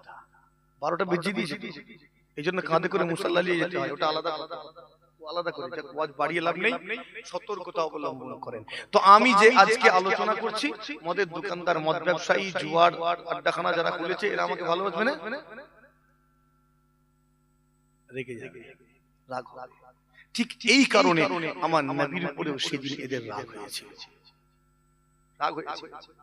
আমার নবী সাল্লাল্লাহু আলাইহি ওয়াসাল্লাম নারীর সম্মান বাড়িয়ে দিয়েছেন। কুফারে কুরাইশ নেতাগুলো খেপে গেল, নারীকে সম্পত্তির ভাগ দেওয়া করিয়েছেন, তাদের রাগ হয়ে গেল। আমার নবী সাল্লাল্লাহু আলাইহি ওয়াসাল্লাম মদ হারাম করে দিয়েছেন, ব্যবসা জগে উঠে গেল। ঠিক বলছি না? ভুল? ব্যবসা শেষ। আমার নবী পাক জুয়াকে হারাম করলেন, ক্যাসিনো গুলো বন্ধ হয়ে গেল, তালা পড়ে গেল, লটারি হারাম করে দিলেন, সব ব্যবসা গুটিয়ে গেল। আর একটা বিষয়, এই মদের ব্যবসা ধ্বংস করার জন্য আমার নবী পাক লাঠিয়াল বাহিনী পাঠাননি, হুমকি দেননি, ধুমকি দেননি। আমার নবী পাক তাদেরকে নিজের কাছে ডেকেও মানা করেননি, কিছুই বলেননি। কেবল নিজের সাথী, নিজের সাহাবাদের বললেন, বাবারা মদ পান করবে না। বলার সাথে সাথে ব্যবসা ধ্বংস হয়ে গেল। বললেন জুয়া খেলবি না, ব্যবসায়ীরা মাথায় হাত দিয়ে বসে গেল। নবী আমার বললেন সুদ হারাম, কাবলিওয়ালা গুলো চাটাই গুটিয়ে নিল। কথা ঠিক না ভুল? ও এমনি বন্ধ হয়ে গেল, সব ব্যবসায়ীদের রাগ হয়ে গেল। তারা একটা জায়গায় মিটিং করলো, মুহাম্মদকে বাঁচিয়ে রাখা যাবে না, যদি বেঁচে থাকে আগামী দিনে আমাদের আরো ক্ষতি হয়ে যাবে, মুহাম্মদকে দুনিয়া জমিন থেকে তুলে দিতে হবে। তাই কি করলো? উটের ভুঁড়ি নিয়ে গিয়ে চাপিয়ে দিল, পথে কাঁটা বিছিয়ে রাখলো, গর্ত খুঁড়ে রাখলো, কুয়া খুঁড়ে রাখলো। আমার নবী পাক গর্তে পড়ে মারা যাবে। ও নওজওয়ানেরা, প্রত্যেকবারে আল্লাহ তার প্রিয় হাবিবকে হেফাজত করেছেন। আমার নবী পাক সাল্লাল্লাহু আলাইহি ওয়াসাল্লামের উপরে এত রাগ, নবী আমার তায়েফের জমিনে গেলেন, সেখানেও আমার নবীকে টিকতে দিল না। কিন্তু আমার নবী আমাদের এত ভালোবাসেন, এত মুহাব্বত করেন, এতটা পিয়ার করেন, আমাদের কিন্তু ভুলে গেলেন না। তিনি কলেমার প্রচার বন্ধ করে দিতে পারতেন, তাহলে কি হতো? এই মানুষগুলো তো জাহান্নামী হয়ে যেত। এদেরকে জান্নাতি বানাতে হবে, জান্নাতি বানাতে হবে। তাই এদের কাছে কলেমা পৌঁছে দিতে হবে। আমার নবী পাক আমাদের কাছে কলেমা পৌঁছে দিবার জন্য কত ত্যাগ স্বীকার করলেন, প্রাণের আশঙ্কা দেখা দিল। নবী আমার রাতের অন্ধকারে সব দায়িত্ব নিজের জামাতা আলীকে বুঝিয়ে দিয়ে কি করলেন? প্রাণের আশঙ্কা দেখা দিবার জন্য নিজের জন্মভূমি ত্যাগ করে রাতের অন্ধকারে বেরিয়ে পড়লেন। ওই পাহাড়ে গিয়ে লুকিয়ে থাকলেন। কাফেরেরা সেই পাহাড়ে সেই গুহার মুখটা পর্যন্ত পৌঁছে গেল। আমার নবী আতঙ্কিত হয়ে কালেমা পৌঁছে দেওয়া বন্ধ করে দিলেন না। কত ভালোবাসেন, কতটা মুহাব্বত করেন। ওখান থেকে হিজরত করলেন একটা অজানা অচেনা জায়গা। সেখানে গিয়ে আমার নবী আমাদের ভুলে গেলেন না। ওখানে গিয়েও কালেমার প্রচার করলেন। ও মুসলমান, আজ মদিনার মসজিদে সবুজ গম্বুজের নিচে আমার নবী আপনার আমার কথাই ভাবতে লেগেছে। কতটা ভালোবাসেন আমাদের, কতটা মুহাব্বত করেন, পিয়ার করেন। এত দরদি আর কে আছে? এতটা ভালো আর কে বাসতে পারে? ও মুসলমান, কবরে চলে যাব, আমার নবী সেখানেও তো থাকবে। থাকবে না? এতটা ভালোবাসেন, হাউজে কাউসারেও থাকবে। গুনাহগার উম্মতদেরকে হাউজে কাউসারের শরাবান তুহুরা পান করাবেন। জি হ্যাঁ, মাশারে ময়দানেও আমার নবী আপনাকে আমাকে ছেড়ে দিবেন না। মিজানেও থাকবেন, সিরাতেও থাকবেন। এমন কি যদি জাহান্নামীও হয়ে যায়, তথাপিও আমার নবী আমাদের ভুলে যাবেন না, আমাদেরকে ছেড়ে দিবেন না। জাহান্নামের আগুনে জ্বলবো, পুড়বো। আমার নবী পাক আল্লাহর কাছে সিজদায় পড়ে কাঁদবেন, ও রব্বি আল্লাহ, আমার গুনাহগার জাহান্নামী উম্মতদের নাজাত দিন। আল্লাহ একটা দলকে নাজাত দিবেন। আমার হাবিব এবারে সিজদা থেকে মাথা তুলুন। আমার নবী বলবেন, আল্লাহ এখনো অনেক আমার গুনাহগার উম্মত উম্মতি আছে যারা জাহান্নামের শাস্তি ভোগ করছেন। আল্লাহ তাদেরকে নাজাত দিন। আরো একদলকে আল্লাহ নাজাত দিবেন। আল্লাহ বলবেন, আমার হাবিব এবারে তো সিজদা থেকে মাথা তুলুন। আমার নবী বলবেন, আল্লাহ এখনো অনেক গুনাহগার জাহান্নামী উম্মত আছে, নাজাত দিন। যতক্ষণ না পর্যন্ত শেষ জাহান্নামী উম্মতটাকেও নাজাত না দিবেন, আমি রাসূলুল্লাহ সিজদা থেকে মাথা তুলব না। আমার আল্লাহ পাক সেই দিনে আর থাকতে পারবেন না। তার হাবিবকে খুশি করার জন্য জাহান্নাম থেকে নাজাত দিতে থাকবেন। নাজাত দিতে দিতে দিতে দিতে শেষ গুনাহগার ইমানদার জাহান্নামী, যার মধ্যে এক যারা পরিমাণও ঈমান বাকি থাকবে, আল্লাহ সেই ঈমানদারটাকেও জাহান্নাম থেকে নাজাত দিয়ে দিবে।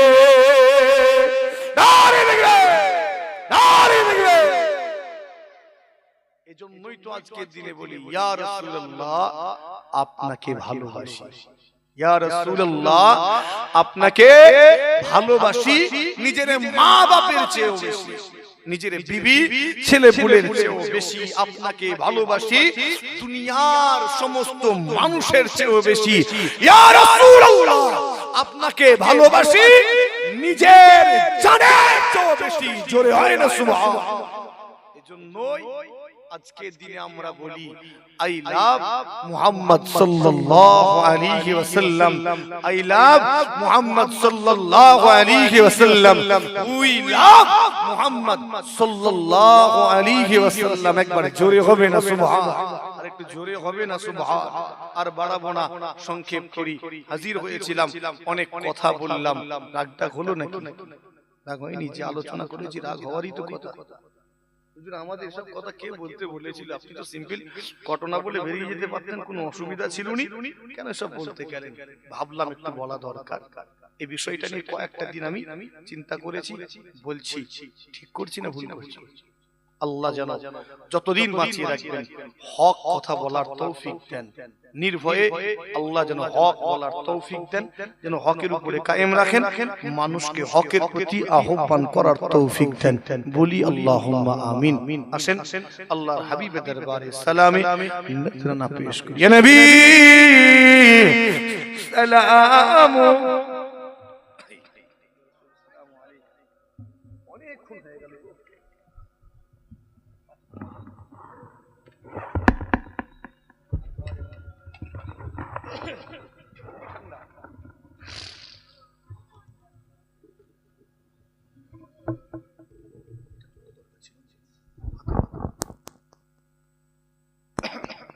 সালাম পড়ব আল্লাহর হাবিবের দরবারে। একটু গুটিয়ে গাটিয়ে সামনের দিকে আসবেন।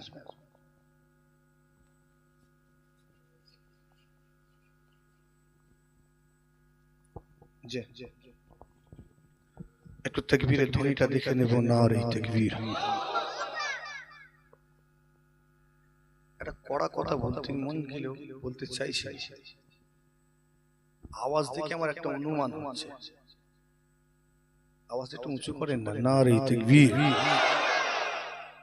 একই মজলিস, আগের তাকবীর আর এই তাকবীর দেখে ঝেড়ে একটা মুগুরের ঘা না দিলে আমরা পাল্টাবো না। নারে তাকবীর। সিলসিলায়ে হক মুজাদ্দিদিজ জামান দাদা পীরের হক সিলসিলা। নারে তাকবীর। শেষের আওয়াজটা বজায় রাখবেন। সালামে নজরানা আমার নবীকে ভালোবেসে পেশ করি। ইয়া নবী সালাম।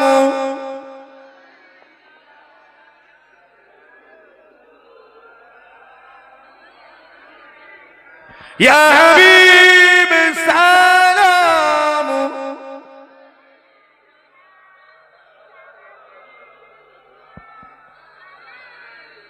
طلع البدر علينا من ثنيات الوداع وجب الشكر علينا ما دعا لله داعي. يا نبي سلام.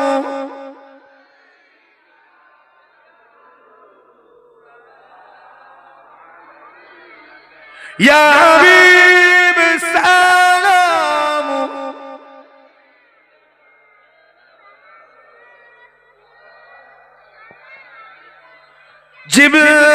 জিবরাইল দিলে যে আওয়াজ শুনে দাও আসমানের দুয়ার এসেছে নবীদের সরদার করিতে আল্লাহর দিদার. ইয়া নবী সালাম. ইয়া রাসূল সালাম. ইয়া হাবিব সালাম আলাইকা সালাওয়াতুল্লাহ আলাইকা.